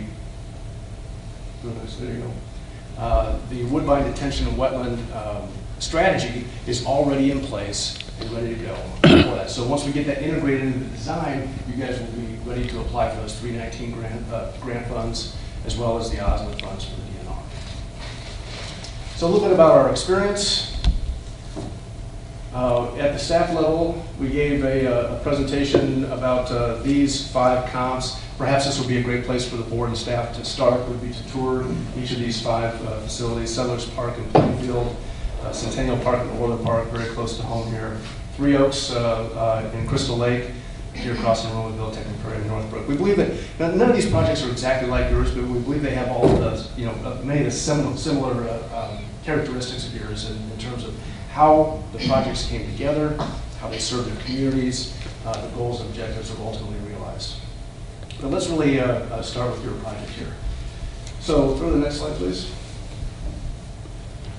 So 103-acre rectangular piece of property, really a wonderful asset to the community. We've got a lot of existing trees. Ooh, did you go to the next one already? That's fine. Should back up one. So I'm just going to talk. So and you just keep, every time I do this, you advance the slide. So the 103 acres is a wonderful asset to the community. Go to that corner. So we've got the repurposed clubhouse into the village hall, the synergy with the library, town center park next door. We believe that there's probably some thought process surrounding campus mentality that might happen there. Moving our way around the property up to the sports area, so certainly some connections right now. There's some fencing. We're curious about how the 2 sites might come together to make a larger community asset. Moving up to the corner, connectivity, this pearl necklace notion of maybe coming up onto Dixie here and up to the utility corridor with some trails would be able to connect this site to the surrounding trail network, very connected. There's also some very unique assets on the property. This little, somewhat of an island here. Now this is right where the stormwater basin was to be in the stormwater study. So we can shape that basin any way we want, as a matter of fact. We've talked a little bit about that. But in terms of some of the nostalgic things about the site, and maybe some discussion about what we might want to save. This particular environmental ribbon area, which includes the existing ponds here, certainly could be expanded. We have some stormwater issues that we can solve here, as well as some native restoration we might consider. And it's all about being good neighbors to the residents as well. Getting down to the southeast corner, we've got the existing pole barns that could be repurposed, of course, to other maintenance purposes. We need to think about curb appeal, maybe even what's going on the other side of the streets in terms of planning, about how you might want that whole corridor to look. Certainly some internal assets, a nice grove of trees that we want to get in and see if there's something to be made of there. And certainly the fairway effect is very prominent out on this property and should be part of the discussion about what to do with it from a design standpoint. But we certainly know that the area behind the village hall is very beautiful, very conducive for events and festivals and community gatherings, and some wonderful views. We just need to figure out how to capitalize on that. So we can't see the whole thing, but we have handouts for this one, ladies and gentlemen. Good old fashioned. What's that? They should have that in their packets. Do they? Awesome. Awesome. Yeah, that's what So this is not necessarily a design, but what we would call this is a tool to further design thinking.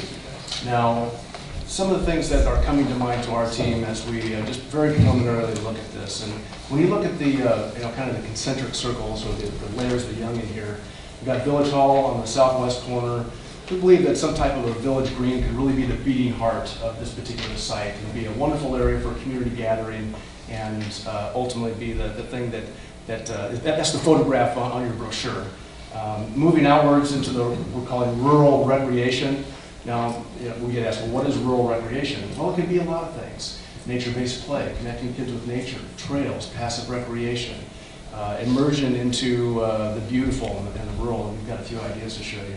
And of course, the environmental ribbon. You've got about 30 foot of grade change from southwest to northeast on this site, and so certainly stormwater, prairie restoration, weather restoration, things like that might happen at the prairie, as well as buffers to the adjacent community and be good neighbors. Some other things that we're thinking about here, again, is connectivity. Some type of a landmark along the roadway that says, hey, you're at a special place right here that goes above and beyond just what the village hall might show. And of course, that campus connection between the various sites. But one thing we know that you have to do is manage your stormwater. And so this particular side of, shot of a pond is what we can do. We know about species that can compete with phragmites, that can compete with cattails, and it can actually look just like this. We picture it being a little bit bigger than that because we're hearing that, that the community may be interested in doing a nice community fishing pond and providing access to this. And so the good news is that we have the model in-house and on our team of how these ponds are supposed to function. So when we begin to change their shape and move them around the property in order to solve and create design opportunities, we can run that back through the model to make sure that your master plan functions exactly the way that it should for the stormwater management plan, because we have HRB on the team. So stormwater could be handled in a variety of ways. We're just thinking about ideas here. The bioswales could even be part of what you do with the sand traps out there. But certainly lots of demonstrative ways to deal with stormwater. And of course, beautifying the environment is something that is a really clear opportunity that you have for this particular site. And of course, we're going to have some water out there, so we might want to cross it in a particular way, whether it's a nostalgic way like this, or certainly a more stately way like this, like we've done in Plainfield. There you go. And at Settlers Park. Mike, you remember that? And or at Roosevelt Park in Waukegan, more colorful as well. But so some icons out in the landscape certainly may be a part of that. Beautifying the environment, like we did at Prairie Farm in Bourbonnais with expansive prairie restoration, or simple aesthetics through access, like we did on the west side of Chicago at Westridge Nature Park. Community event spaces are certainly going to be a part of this. They may not be as structured as what you see on the screen here, like what we did at Shattuck Park in Neenah, Wisconsin, and certainly not as structured as you might see here at Houdini Plaza, like we did in Appleton, Wisconsin. But what we do have a lot of experience with is festival spaces. Their power requirements, their space requirements, emergency management, lighting, things like that, being good neighbors. But it has to look good, full of people like that, and it also has to look good empty. You're going to have an opportunity for some iconic spaces out here, things that are really going to represent your brand well and ultimately bring a certain flavor to this site and ultimately to the community, since it is a strong community contributor. Or it could simply have a very like a room-to-room community events type of a protocol, just like our ongoing work for the last 20 years at the Neighborhood Riverwalk. In terms of bringing water to the spaces, we've done it in a variety of different ways in community event spaces, whether it's a floating granite ball on a quarter-inch of water like this and can be turned by a pinky of an elementary school child, or spray pads and interactive fountains like we did at Festival Park. Part of our work up and down the Fox River, this one in particular, is in Belgium. Community event spaces are a place for people to gather, to see events, to be seen with each other, as well as to picnic and to simply interact. We like the notion of this place being what's called a third place. We all have work or school and home, but this certainly could be a place that we could call our third place we could all come together. As well as movies in the park. A very popular thing to do for something like this is a very scaled down version, like what we did at Town Center Park, right next to the Village Hall in Shorewood. But we certainly think that a space like this should be something that the community can come together every Friday, every Saturday, have something going on, and a way of a real source of pride, like we did here at Schaumburg's Town Square. And their town square is really their downtown. Schaumburg doesn't have a downtown, so this is the spot that everybody comes for festivals, for gatherings, things like that.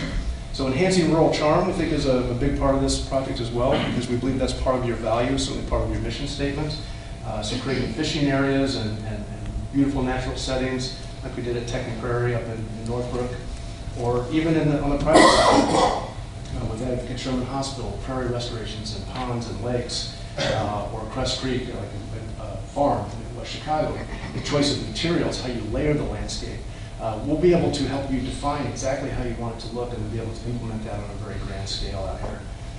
Part of the rural charm is also the development side. How are you going to engage people? What kind of amenities are you going to put out there? And we'll talk a little about connecting kids with nature here in a moment. But certainly how you program the space, or if it's going to remain passive, we want to make sure that it looks good either way. Healthy lifestyles, that's part of who you are as a community. And getting people out on the trails, whether it's walking or biking, we want to make sure that they have an opportunity to be around water and to basically interact with each other, and that's really what brings communities together and makes them valuable. When it comes to playing and learning, the Hitchcock Design Group team has learned really a lifetime's worth of lessons in the design and implementation of the Morton Arboretum Children's Garden. That particular concept has enabled us to come back in all scales and implement what we call nature-based play, learning through play, in many different sites. And that can be really up close as well. Just immersing kids in nature, making sure they have an opportunity to get away from the screens. And we need to really provide something that's cool enough that will compete with that. And our play environments and our community parks are really starting to do that. We're doing that in a variety of ways, and sometimes it's not with all natural materials. We recognize that working in the public sector that things need to last, and they need to withstand certain abuses. And we expect that this site is going to be very popular, very successful, and sometimes when you invite success, that comes with wear and tear. And that's certainly something the Morton Arboretum is dealing with right now. But we'd like to be able to have the kids get up close in a very safe way and experience nature, experience water, and to and even participate in very traditional play in wide open areas like Frisbee golf, like we did out here at Crest Creek in West Chicago, or simple nature observation, birding. It's one of the top 5 outdoor activities in the nation right now, is wildlife watching and birding. And so you have an excellent opportunity to support that through the design of this master plan. You also have, behind one there, sorry, I'm not talking and doing this at the same time. One more, there you go. Keep going. So you've got a lot of topography on your site. There might be an opportunity for taking advantage of the slope that's on the property. We're doing that in many ways, and it's certainly a wonderful way to invite adventure. Doing thematic design as well. This particular spray ground, its concept is called Forest Findings, and yes, that is a lichen bench up there. It's a bench made to look like lichens. Now that might be a little hokey for this community, but certainly if there's stories to be told here on this site for sure. There's history, and there's things that would be compelling and this would be a part of. This is the way that we address that at Bowen Park in Waukegan. So moving on to a project out in Geneva, Hawks Hollow. We believe that something like this could be very appropriate if you wanted to go with nature-based play, using natural materials in a way that is engaging to kids, that's wonderful to program, and is very passive. When I was a kid, I was out playing in the woods and in creeks, and we want to bring that back into the play environments in a way that's adventurous. Get kids up in the air, get them on the ground, get them interacting with a lot of different materials in a beautiful setting, and understanding the stories behind nature.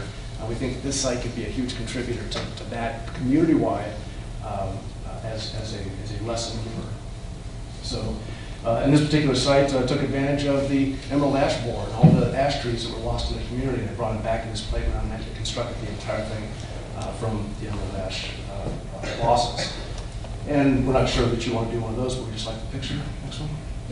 But we like to get kids up in the air as well, and if you go to the next one, you can see why, because it's really the vistas that you have out here. They're really going to be wonderful. And Peck Farm is where Hawks Hollow is at in Geneva. Very similar site. It's going to have very similar character. So playing and learning can also happen in very traditional ways, like we did at Settlers Park in Plainfield, where we're telling a story, starting at the Potawatomi Indians and ending with the tornado in the year 2000 around Settlers Park, including a timeline and a walkway. Or we can do it in a very traditional way where, like books on sticks, interpretive signage. And for this out here at Tenny Prairie, or Trail for Time rather, there's an opportunity to get kids involved in weapons studies. Adventure may be a part of this. I'm probably running out of time here, which is like Bowen Park, and we're still not sure if these kids on top actually got down from this event. But is adventure part of this? And this doesn't mean danger; it just means adventure. We can get kids up in the air. I'm going to do rapid fire here. Or is cyclocross and mountain biking part of this? We're doing a project on the south side of Chicago right now called Big Marsh, 248-acre eco bike park that will open August of this year. Getting kids up in the air. We've got lots of tree canopy out there. There's certainly maybe an opportunity from a handicap accessible way to get kids to and families to understand different ecosystems like we did up at Morton Arboretum. And certainly creating a seasonal charm. This should be a 24/7, 365 site. Understanding that there's going to be opportunities for visual beauty, art in the landscape, and inviting people out here really at any time of the year to participate in something. I believe that's a part of it, because it really does create an iconic sense of place.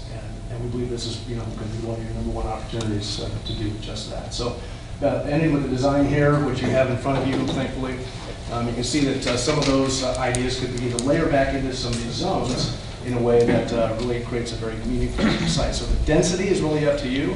The amount of money is really up to you. How you phase it is certainly something that we're going to be cognizant of, and how you fund it is something that we're going to be thinking about day one. So what's important? We believe that this particular project should definitely reflect your community culture. When we are finished, it should be unique to Homer Glen.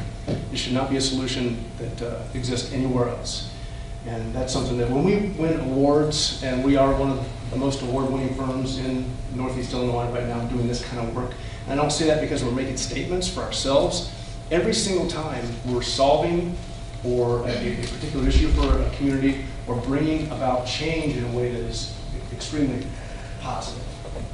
Take the Morton Arboretum Children's Garden, for example. Take the Naperville Riverwalk, for example. I think projects like that are game changers. We think you have a game changer project on your hands. It's going to create value, definitely going to solve some technical problems as well, some issues and some opportunities to do that. We need to make sure that those get folded in. Not because like, hey, this is the stormwater area over there, don't go over there. No, it's an integral part of the site and should be safe and accessible. And of course, attainability, we believe that we've succeeded when you build the project. And so we want to make sure that it is attainable for the community and that we seek additional funding for that. So why our team? We talked a little bit about that up front. Recreation, environmental, and engineering depth. We are going to seek the exact right solution for your community, your elected officials. And we do believe that it can be visionary and practical at the same time. And of course, we want to bring in the money. That was, last slide please, the most awkward presentation I've ever made. You witnessed it here. Well, let's see.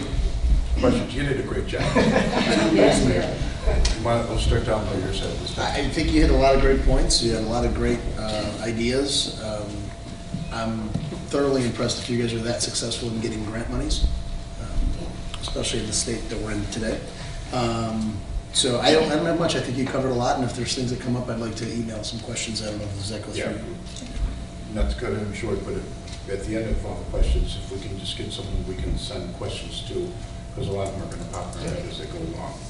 Right, the same for me, Mayor. I think you did a great presentation and covered all aspects of what I was thinking about. It was fine.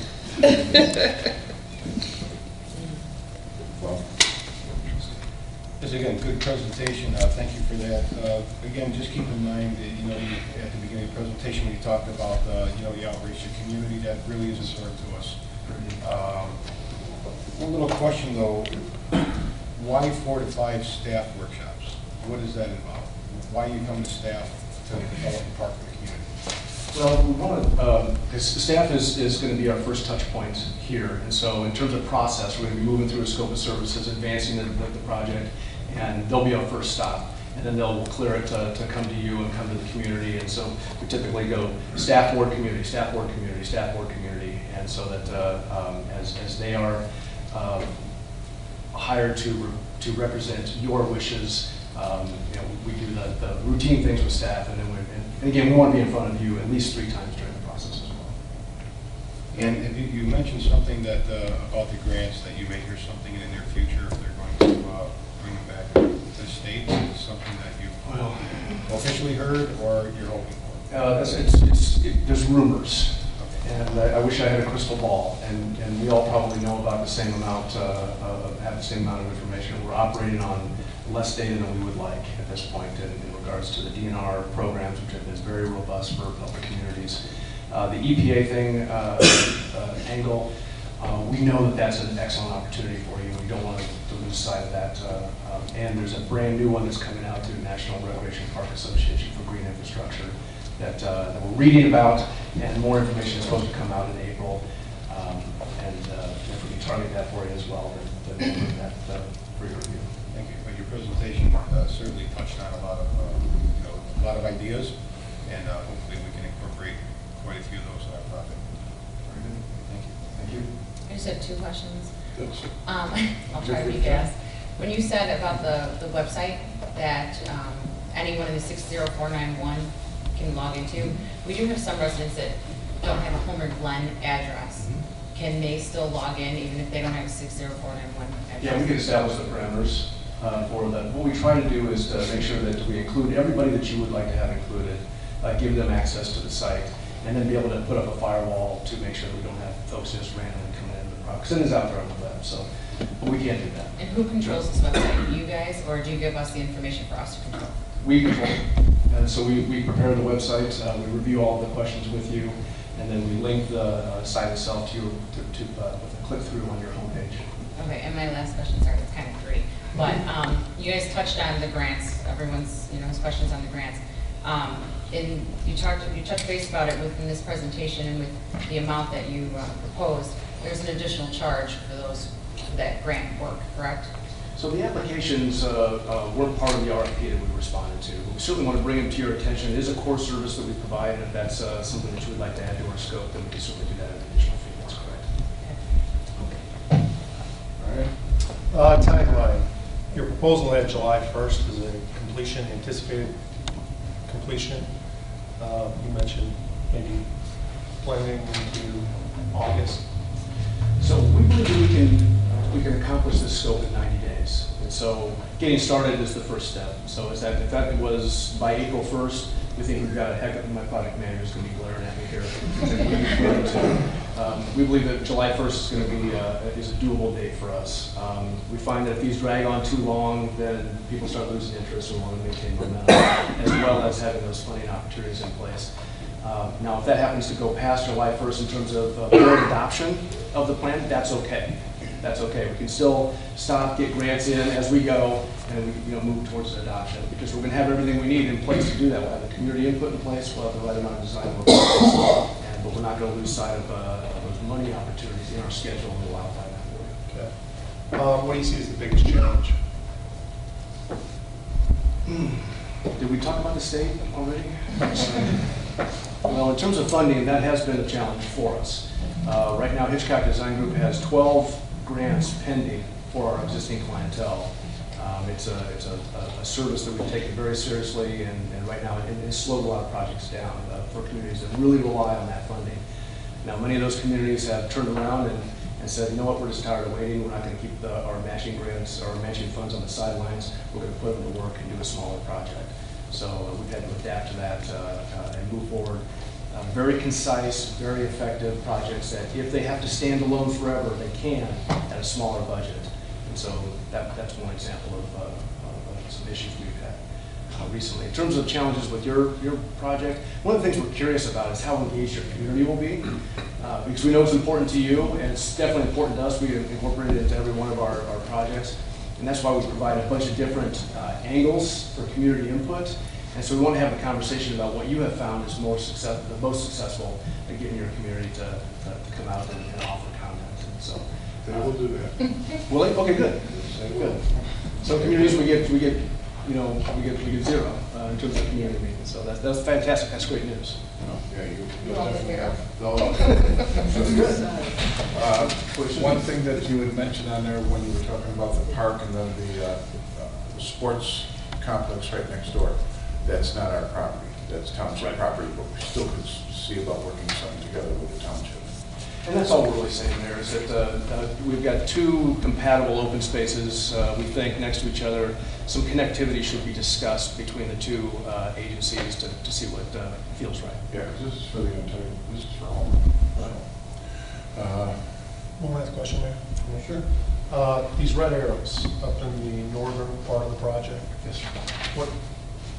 What are those referring to? So in concept, what we also believe is important is connectivity for this site to the greater community. And so connecting the property to your trail system somehow we believe is something we need to talk about and is important. So we have kids and families on bikes accessing this in ways other than just by car. And so the upper left and upper right may be opportunities. We don't know if those are going to be possible or not. We haven't thought it through to that degree, but we certainly want to make sure that it is connected to the community in a way that is accessible by bike. Thank you. You guys just on this side? You guys? We thank you very much. You want to do it again? I mean, it's... It was fun. Just seeing if it was going to change on time. Well, it wasn't. Thanks, Mayor. Well, you did a great job, and we really appreciate you coming out here. Thank you very much. You're welcome. Okay, again, we'll take a couple minutes. If you have the computer ready, you're there. We are ready to go. Okay. All right, well then, the company WRD, the floor is yours.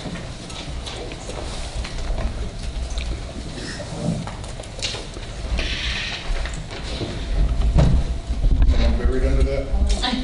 We have surprises under there.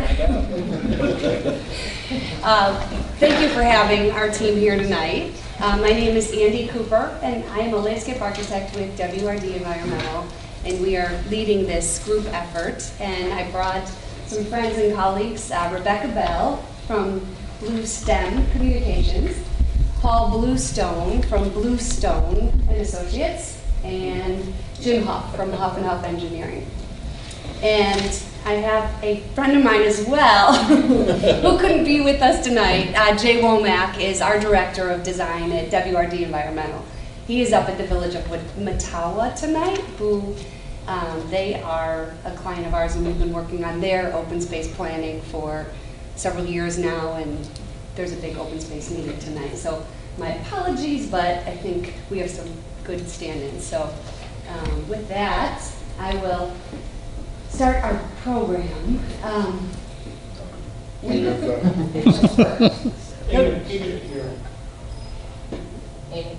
go, down. Down for the first slide. So this is our team, and it is a collaborative team.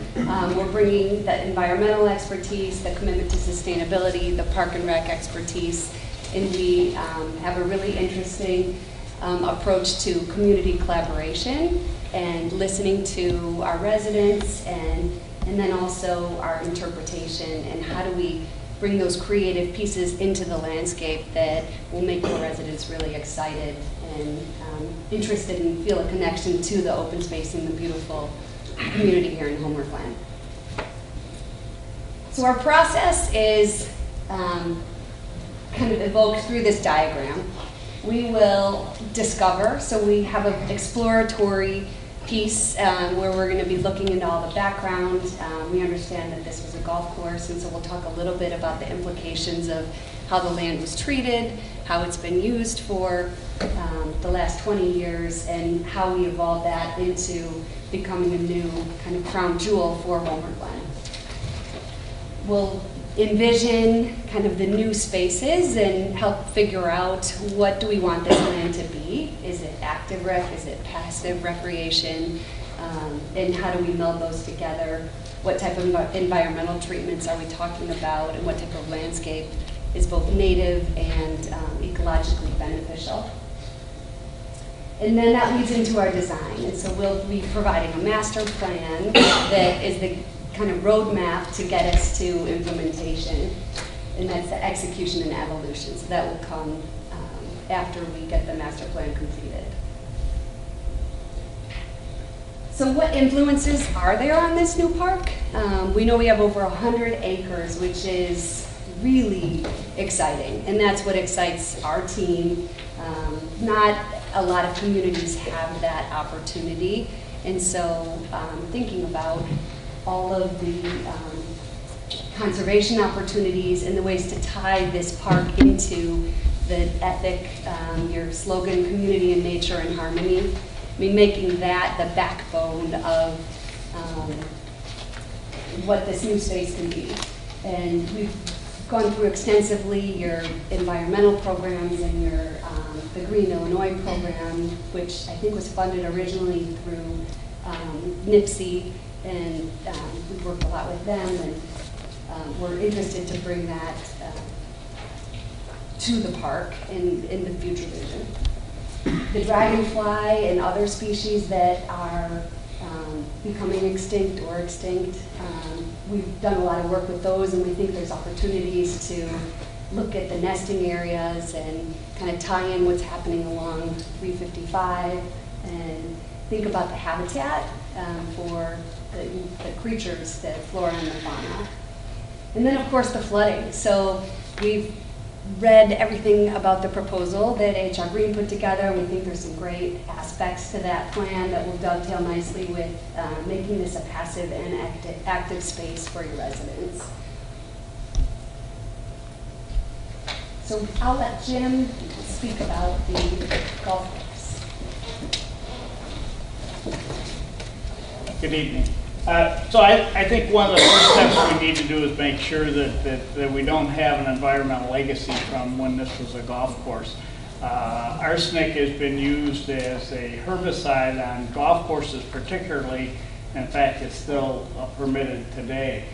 And so we had the opportunity to work on 4 golf courses. The one that had the most publicity was the one over in Western Springs Timber Trails, where we found pretty high levels of arsenic on all the greens, all the tee boxes, and at that site also on the sand traps. The fairways were void of the arsenic. It was used primarily to support the grasses that were on the greens. So I think one of the very first steps, especially as you get into planning, is to really look at, do we have an environmental legacy here that we need to factor in and the timing, and then we'll talk a little later on about how we remediate that.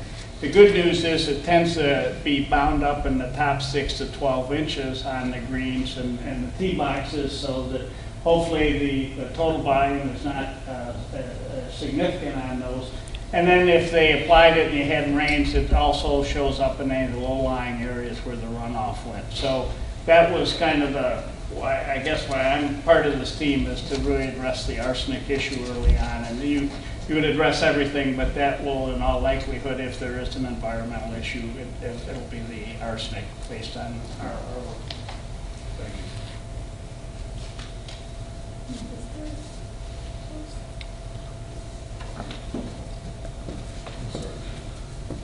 So all these influences we think could lead up to what we've kind of come up with a little slogan, a functional while healing habitat. So the future for this park is, it has a lot of potential, and it can be functional and create this conservation piece that is so important to the community. And functional being the stormwater piece of it. So as Jim was saying, we will do our environmental due diligence. That may involve soil test. It will involve soil testing in certain areas. So typically greens, tee boxes, sometimes sand traps. And it's an early on process. We'll look at alternatives that are sustainable. So then once we kind of get that piece set, we're moving into community engagement. And so this is where Rebecca comes in. There's never been a microphone that was at my level. So Bluestem Communications is an environmental nonprofit. We are based in the city and we've been around for about 20 years. The whole premise, the whole heart of our organization is that that communications matters, that getting the public involved and conveying our story with values and with narrative and with photos and images, and building the public, getting the public engaged early on matters. That's important. And so what's really exciting about this project is that there's so many opportunities for real resident engagement and input to come up with a master plan that is compelling and that everyone can embrace. And so Bluestem's really excited to be part of this proposal. So the heart of what Bluestem does as a nonprofit, as a mission-based organization, is to train everyone how to communicate better. The way we do that is through planning, which makes sense why we're connected to some planners here. By planning, we can make sure people don't get stuck in the mud, like this kid did. We think that we can kind of communicate our way out of any problem, but we just have to do some research and some thoughtful planning to do that in the beginning. So the planning process for Bluestem always begins with public opinion research. We do surveys, we do meetings, we do focus groups, one-on-one conversations. Something I kind of call Jay Leno's man on the street interviews. Anything we can do to really get a feel for public concerns, public opinion, public values around the project. The value piece matters because trying to sell something as exciting as a park like this isn't going to work if we don't tell a values-based story. Just talking about the numbers of acres or the number of species that we might protect is kind of a dead end, especially when there's such an engaging story to tell. But we need to do this research first. We need to build the rapport with residents, and we need to really understand where they're coming from, where their concerns are, because if we don't do that, we could make some kind of costly or embarrassing communications assumptions. And this is, in the work that Bluestem has been doing for 20 years, we see these two communications assumptions over and over. One is, if the public only knew X, then they would do Y. If they only knew that the house was in a floodplain, they wouldn't buy it, or they wouldn't move there, or they wouldn't continually over and over and over build houses in floodplains. We know that's not true, right? Like the facts alone in these cases don't necessarily persuade people to make those decisions. Another bad communications assumption is that people make decisions with their heads. They use those facts, but as we can tell, that's also not true. People make decisions with their gut, with their heart, with their ego. And so we need to understand where they're coming from, where their ego is, where their heart is, what their gut is telling them in order to communicate about these issues in an effective way. We need to stay away from those assumptions. So public opinion, public engagement really is a two-way conversation. It's not me standing in front of a podium necessarily like this and just preaching to the choir, or even or just putting a press release out there. We need to talk about the vision, and we need to really hear what the residents are saying, what they're concerned about. For this proposal, we would really do that in a kind of a variety of ways, starting with some surveys. Surveys can be formal, electronic, informal, like a 2 or 3 question man on the street kind of surveys. There's a wide range of possibility, but really figuring out the best way to hear from a wide variety of your residents. Once we get the survey data, the input from residents, we also want to do some public meetings. Public meetings are quintessential. They are expected by residents, and so we would definitely want to do them. And we'd want to have them be engaging and dynamic, especially around a topic as fun as a park. These meetings should be really engaging and interesting. So the communications portion of this project, or our proposal, has 2 steps. First is really the audience research component. We would start with a workshop with stakeholders, with people who are in the know and really figure out where this project is starting from. From there, we would develop a small report and turn that into a survey. The survey, depending on resources and your recommendations, could be electronic, it could be paper, mailed out to residents. It could also be a series of Johnny on the spot interviews. Recently, we went to Starbucks in Lake Forest for a project and kind of hung out at the Starbucks and asked people just 2 questions about ravines in that case. And that gave us some really great kind of gut reaction from people, a wide variety of residents who just happened to walk into Starbucks that day. And then we turn the results from that survey into some public engagement meetings to really delve deeper and to give a wide variety of your residents a chance to talk.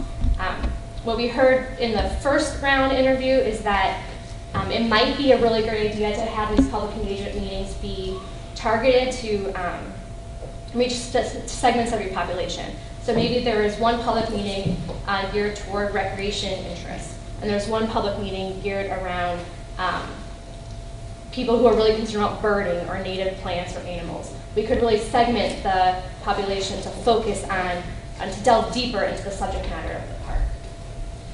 From there, Bluestem really recommends having a major component of your master plan for this park be a communication strategy. And this is what kind of Bluestem's bread and butter. This is the heart of everything that we do. We think that not just, so planning for a park is really great, but then implementing that plan could have some communications pitfalls that you could reach, so, or that you'd have to hurdle. So a strategy that we could develop from the beginning would help this town move forward with fundraising, with implementation, with building the park that comes out of that master plan process. And so we would recommend messages that could be used to sell the park, to help get people excited about it, and then also pathways and tools to really move that forward. And this is just one little example of a material that Blue Center has done in the past, kind of just to highlight the idea that the values, the message really matters.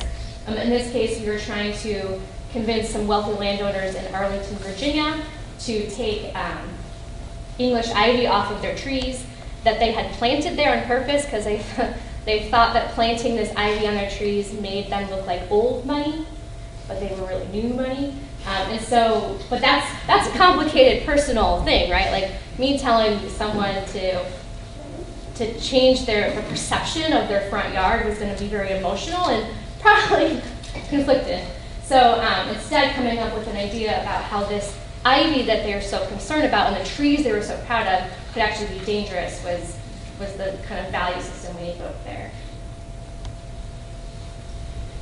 So that's the communications piece. Thank you. So here we are back at the big picture. So this park sits relatively in the center of your community, and there's our golf course. One thing we do know is that a lot of work has been going on in the watersheds, and this is the tributary to the rest of the watershed, and so there's a lot of opportunity with what we can do as far as stormwater, as far as getting it back into the ground, holding it in the golf course, holding it at the top of that watershed, cleansing it, infiltrating it before it makes its way into either of the streams. And you can see it actually starts daylighting right there.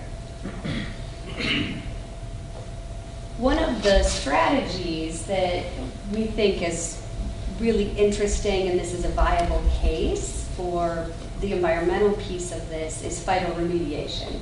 And there's different ways to do that. So basically the plant material will take up the metals and the toxins that are in the soil.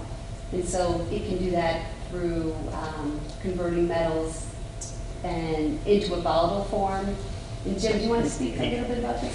So arsenic is a very similar compound to phosphorus phosphates that are used by plants. And so when you have elevated arsenic levels, the plant takes that up thinking it's phosphorus. And there are certain plants, sunflowers are very effective, ferns are the ones that have been used most for phytoremediation. And in the case of the ferns, the concentration in the leafy part will concentrate what's in the soil 20 to 30 fold. So it's a very effective way to remove the arsenic from the soil. You then harvest the fronds and figure out what to do with those. And there's an emerging technology now where there's a company that's actually recovering the metals out of phytoremediation ones. So this is a great opportunity because there is time that if there is a legacy here of arsenic, you could literally plant the sunflowers on the greens right at the very beginning here while you're going through all the planting and stuff and have a very nice area for a period of time.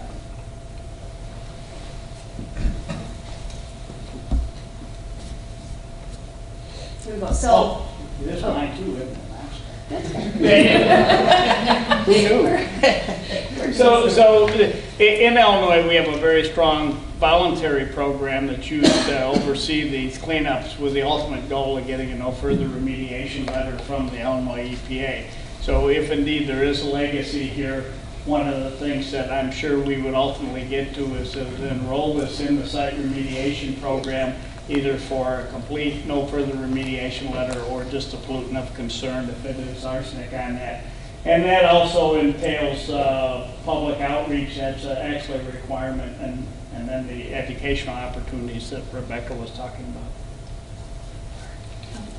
Thanks.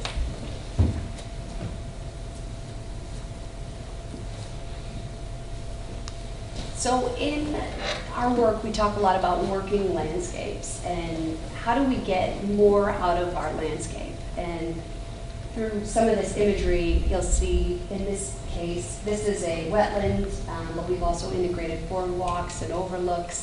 It's beautiful. You've got the lilies. Here again, boardwalks, so get people out into the landscape, but then these are also areas for stormwater. So it's not just turf and it's not just a big detention basin. It's a beautiful functioning ecosystem. And this is a lot of what WRD has designed over the last 25 years, and we think this is a great candidate to integrate some of what HR Green has recommended to keep the water on the course. And we can do it in a way that is integrated with the proposed recreation amenities too. Here again, we see the beautiful coneflowers.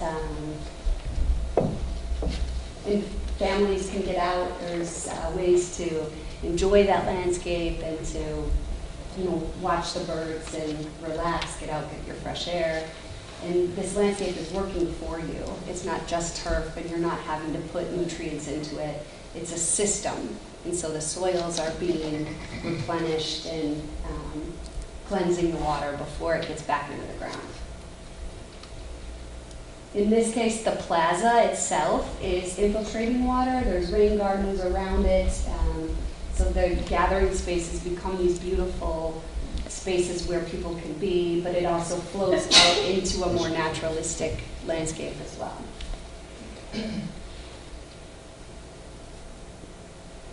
So connecting to nature is something that we're always thinking about and talking about. So what are those opportunities for our kids to get out into nature and to become the environmental stewards of the future and to have that passion, that love? And a park like this proposes all those opportunities. So you have your habitat and kids can find frogs and take your family on these bike rides and put your hand in the water. It's clean, cool, healthy water to touch. And so this is all part of the design concepts that will be part of our package. And on top of that, there's the active recreation. And so with 103 acres, there's plenty of space to have your ball fields, your soccer fields, nature-based play right here. There's new age or these kind of trail systems where you have some of your active physical recreation components off to the side of your trails that promote strength and conditioning. Disc golf is something that's very popular. It kind of blends both the passive and active recreation. But all of these would be great amenities to have at this site. And we think you can have your cake and eat it too. There's ways to have the natural and the ecological functions that are so near and dear to Homer Glen, and also have your active recreation. And so this is a naturalized swale of native plants. So this prairie system is native, it's recreative, but it's what was here before. And you can see, you've got your drive aisles, or think of those as your parking areas, your pathways, and then over here, you've got your very, tight mode maintained turf, which you would need for a lot of your active programs like baseball and soccer, football, those sorts of things. But they can happen together. So that's really our message, is that this opportunity is exciting. So with that, I'll introduce Paul. Which is the clicker. I go down the click. Hi, I'm Paul Bluestone, and we tell stories. And you've got some stories to tell, and it's kind of an exciting thought to be working with you to tell some of them. What we do in our work is that we try to surprise and delight and inspire the public to tell them some things that they never knew before.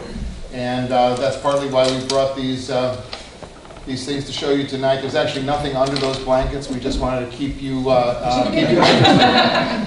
So we're going to show you a little bit of what we've done, and you can apply this, I think, very well to what you're what you're doing here in Homer Glen, and to what Andy has been talking about, and Rebecca and Jim as well.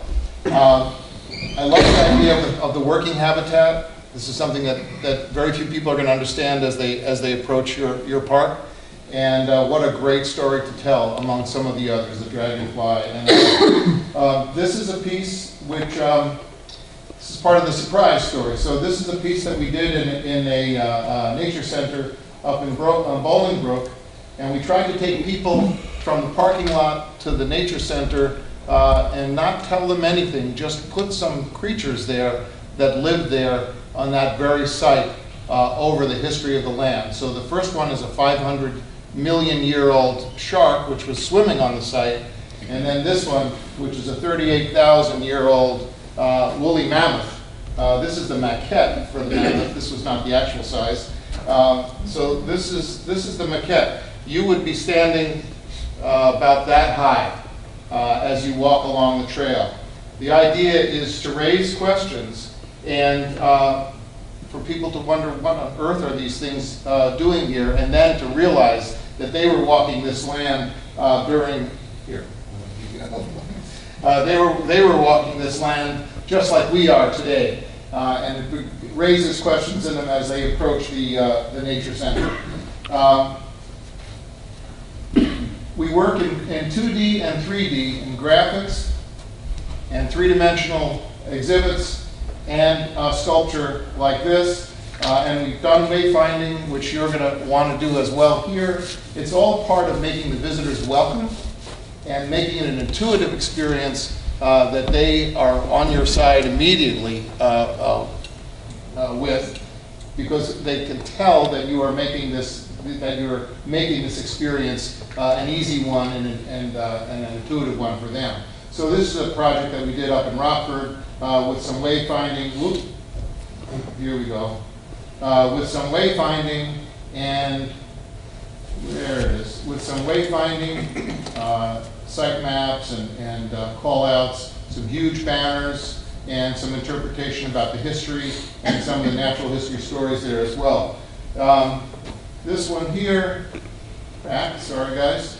This is in Queens, the Botanical Garden in New York, and some experimentation about kiosks that can harvest rainwater, that can harvest solar energy, wayfinding that is in 5 different languages because of the people that are living there in the surrounding communities.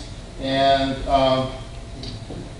this is also about surprise, delight, and inspiration. This is exposing the root system of a bur oak and all of what's living in it as well. A big, delightful experience for the visitors. And this one here is at Shed Aquarium, understanding how animals hold their breath and can live underwater without breathing for some time. This one here actually gets to this. So this is an old mill that from 1830 that was on the site of a project that we did up in Naperville. And this scale, you're about this big in this scale, and this maquette. And this one's right along the path to the nature center. So the visitors actually have to walk under it to get to the nature center. And there's water that is trickling down this old sluiceway. And it's basically raising the question of what is this all about? And the fact is that this is a really important historical story and also natural history story on the site, because all of the woodland is gone that was converted into former woodland by this mill. So that was another question raiser that we did recently.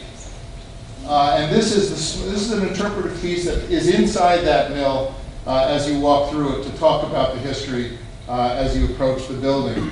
Just to say that you can use every surface. You can think about what's above your head, what's below your feet, what's around you.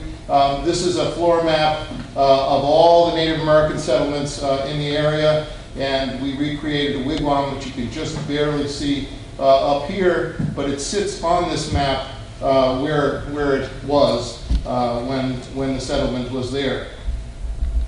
And this is a case where we're asking the visitors to get interactive. This is a sundial where the visitor actually is the element in the middle where you can determine what time, what season, etc. it is with your own body. And with that, I think I'm going to give it back to you. Thanks very much. So this wraps up our presentation. We wanted it to be brief and visual and allow dialogue. This is, we invite any questions. We think Woodbine is a functional and healing landscape, and we look forward to the opportunities to help bring ideas and a vision to this project. So with that, we can take any questions. Brian, what we shut down ready for?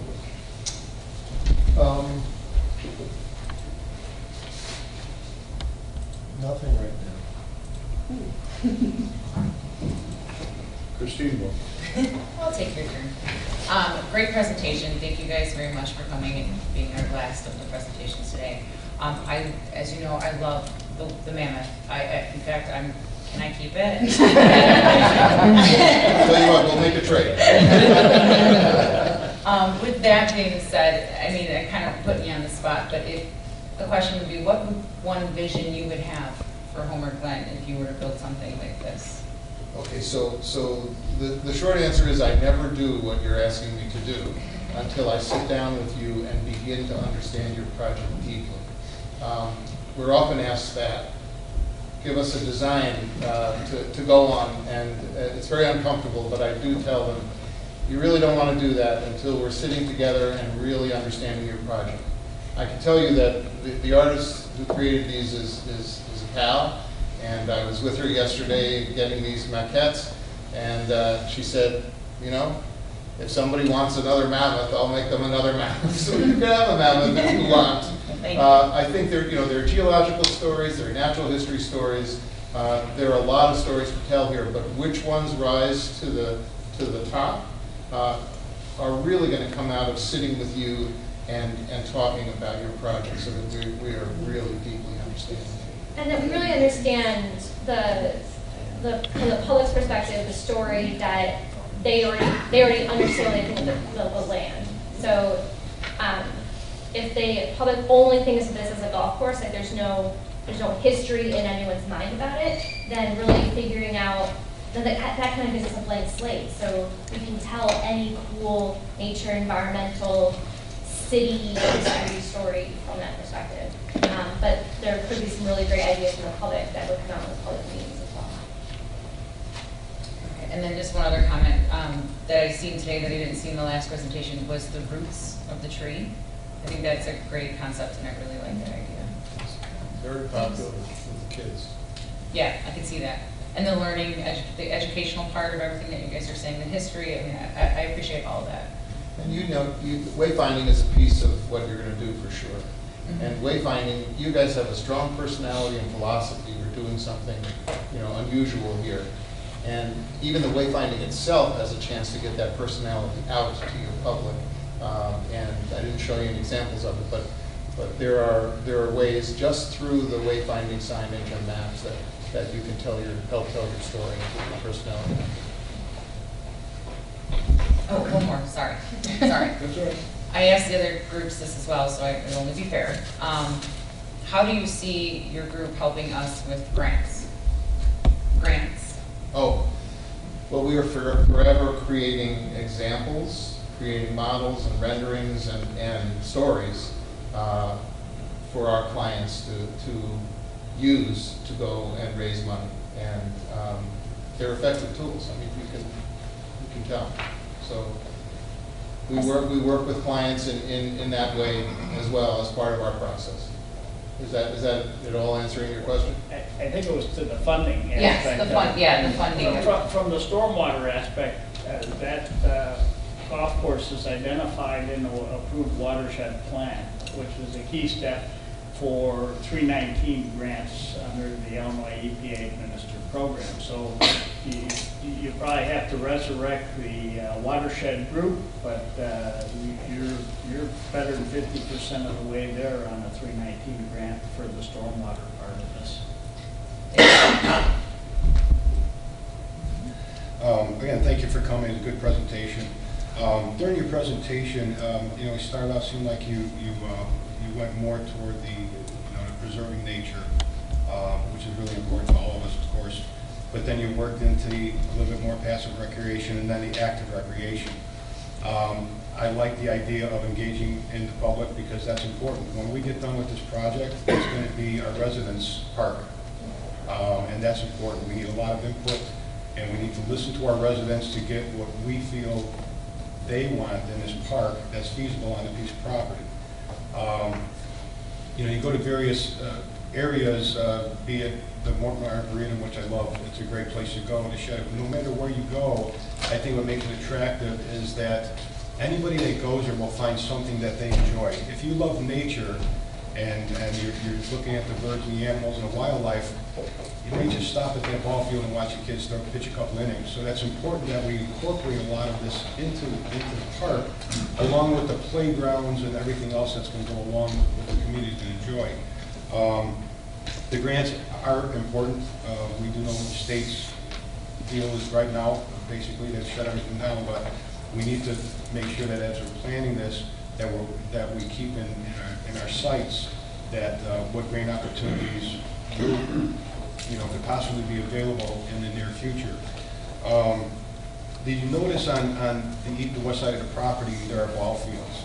I don't know how much you studied the property, but do you feel that additional land for some active recreation can be possibly put adjacent to that while still keeping the natural land and intact? Have you had a chance to look at that at all? Preliminarily, we did. So you're talking about the football fields, the practice fields over there? Yeah, and it probably makes the most sense to cluster them together. So keeping them in that area, without doing too much advanced design, it does make sense. I mean, there's parking already there. We've already had some of those facilities in that location. And that was part of the have your cake and eat it too, is because we have so much land, there are ways to get our active and the stormwater solutions and the natural landscapes that we're talking about. So, one last question, your timeline, how long do you feel it would take to get a master plan together? we talked about that in our interview the other day, and I think we said 6 months, and we might have had a longer timeline. A lot of what we put in that proposed schedule is dependent on review. So what we found is we could even suggest a tight timeline, but a lot of it comes back to how long does it take a group of board to review and provide comment back. So we think 6 months is sufficient, but that's aggressive. So it's a back and forth. So when we provide things, diligently responding and getting information back to us, we can revise it.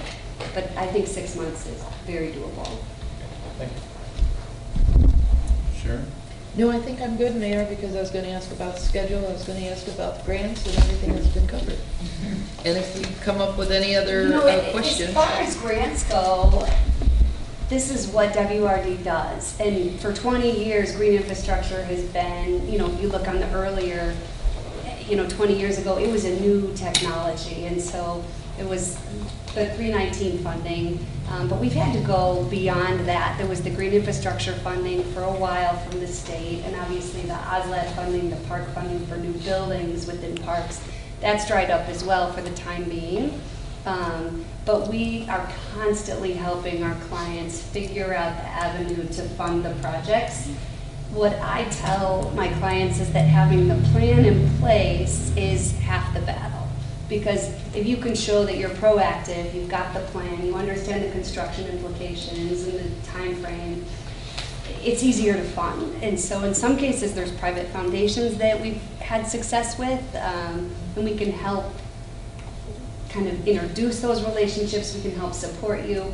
we're working with the church. I met with them this morning, and they're doing a whole capital campaign, and we're integral to that process and how they communicate, what they're sharing with their parishioners, that sort of thing. So we're here for you, and however best we can share what we know, what graphics we have, the communications piece of it, so that the different organizations, whether it's more technical or depending on what their goals are, we can kind of tailor the overall message to meet those goal objectives. Andy, just point out the 319 grant is federal dollars. That program's still alive. And then Will County, also the Will County Storm has a grant program as well for green infrastructure to address stormwater issues. Just a couple of quick things. I noticed your general proposal doesn't include some items, one of which would be the soil testing and soil remediation plan. How do they determine, at what level, what determination level do you have to determine how aggressive those tests need to be, and where do they determine they're going to pull soil from to figure out the best remediation plan? Okay. Simple question, complex answer. So arsenic is a very toxic chemical. And so when the Illinois EPA, they set voluntary cleanup numbers, they originally set it at 3 parts per million. The naturally occurring level in Illinois is 6 to 9 parts per million. The 95th percentile is at 13 parts per million. So Illinois EPA went back to the board because we couldn't clean up any site to achieve 3, and the cleanup number now is 13 at parts per million. You can meet that on the whole property on a statistical basis, but you rely on a professional engineer. The way the program works is it's up to the professional engineer. So you ask me, I'm going to test the greens, and you're going to address the greens. You do the others as well and meet the 13 on a statistical basis. So you have to have enough samples to do the statistical analysis and see. So the 13, even if you have naturally occurring, let's say they didn't use arsenic there, if you took 20 samples, statistically one of them is going to be above 13. And so, but you can meet that objective on a statistical basis, so then that's deemed to be okay. And then, as a general question, I don't know if you can answer it or not, but the remediation of that, I saw somewhere it was like 6 to 12 inches is what it could affect. Is that undercutting all that land that where you'd be wanting to? So time is the key thing. In the case of the Timber Trails Golf Course, it was converted into residential homes. The developer wanted to start building homes tomorrow. He spent over $2 million digging that dirt out. It is not a small amount from that. He overdug because he just didn't want to waste time doing the testing. I think here is very different. This park's not going to be built next year. I mean, this is a process, and there may be funding constraints that it's going to be over a period of time. So in my vision, you look to see if there's a problem, and then if there is, then I would say, well, let's get started with the phyto remediation. Let's plant the sunflowers, the ferns on those, and just start harvesting those. And then that then plays into the design, I think, as you go through here. Because if you're going to have active ball fields, you're going to say, okay, we want to do those first hypothetically, and you got a green there. You'd say, okay, we're going to dig that dirt out. Either we're going to move it somewhere else and phyto-remediate it, or we'll landfill that. But the back part where we're not going to get to, or it's going to be natural, you could do the phyto-remediation, do the rest of the park development with those, and you could make those very attractive, like with the sunflowers. And then Paul, I as well like the storytelling, so thank you. And great presentation. Mayor, if I can just add one more Sure. comment. In our packets on the second page, the third page, sorry, there's a breakdown of their cost analysis. Right. In our meeting, we did kind of pick apart the pricing a little bit, so that the pricing has changed. That's actually not the total. There were some deductions from that total. Maybe Heather can email that out to all of you. I think it's part of it. Oh, it is? It's right on there. I'm It's just on looking at my whole packet, sorry. It's on the back of the supplement sheet. It's on Okay. page 2, yeah. Sorry. And it shows what was taken out. It took out the traffic study and stormwater analysis. The deduction would be, the end result would be $78,000 for the project. And that would allow for basic pass-fail soil testing on, I believe it was certain areas of the course, correct? But we would focus in on all three areas, the greens, the tee box. Okay. But statistically, the first round is pass or fail. So you would do 5 greens, 5 tee boxes, maybe 5 sand traps, and then 5 low-lying areas. And if those come back fine, you're done. Okay, with that being said, they've asked everything that I wanted to hear, and you gave them the right answers too. We're very happy that you came forward and gave the presentation. We will be discussing this, and probably the next village board meeting is when we will announce who the choice was. But you did a wonderful job. And now that you're also saying some of the costs coming down too, it's everyone's in the same ballpark. So with that, I thank you very much. And my board feels the same way. Thank you. If you could give us a lead number, so any questions they do have, we can contact you. If anybody wants to just send out any questions to me regarding whatever firm, I can then send out to the contacts. That's fine. I can just be the central. Okay, that works. Okay, that being said, thank you very much.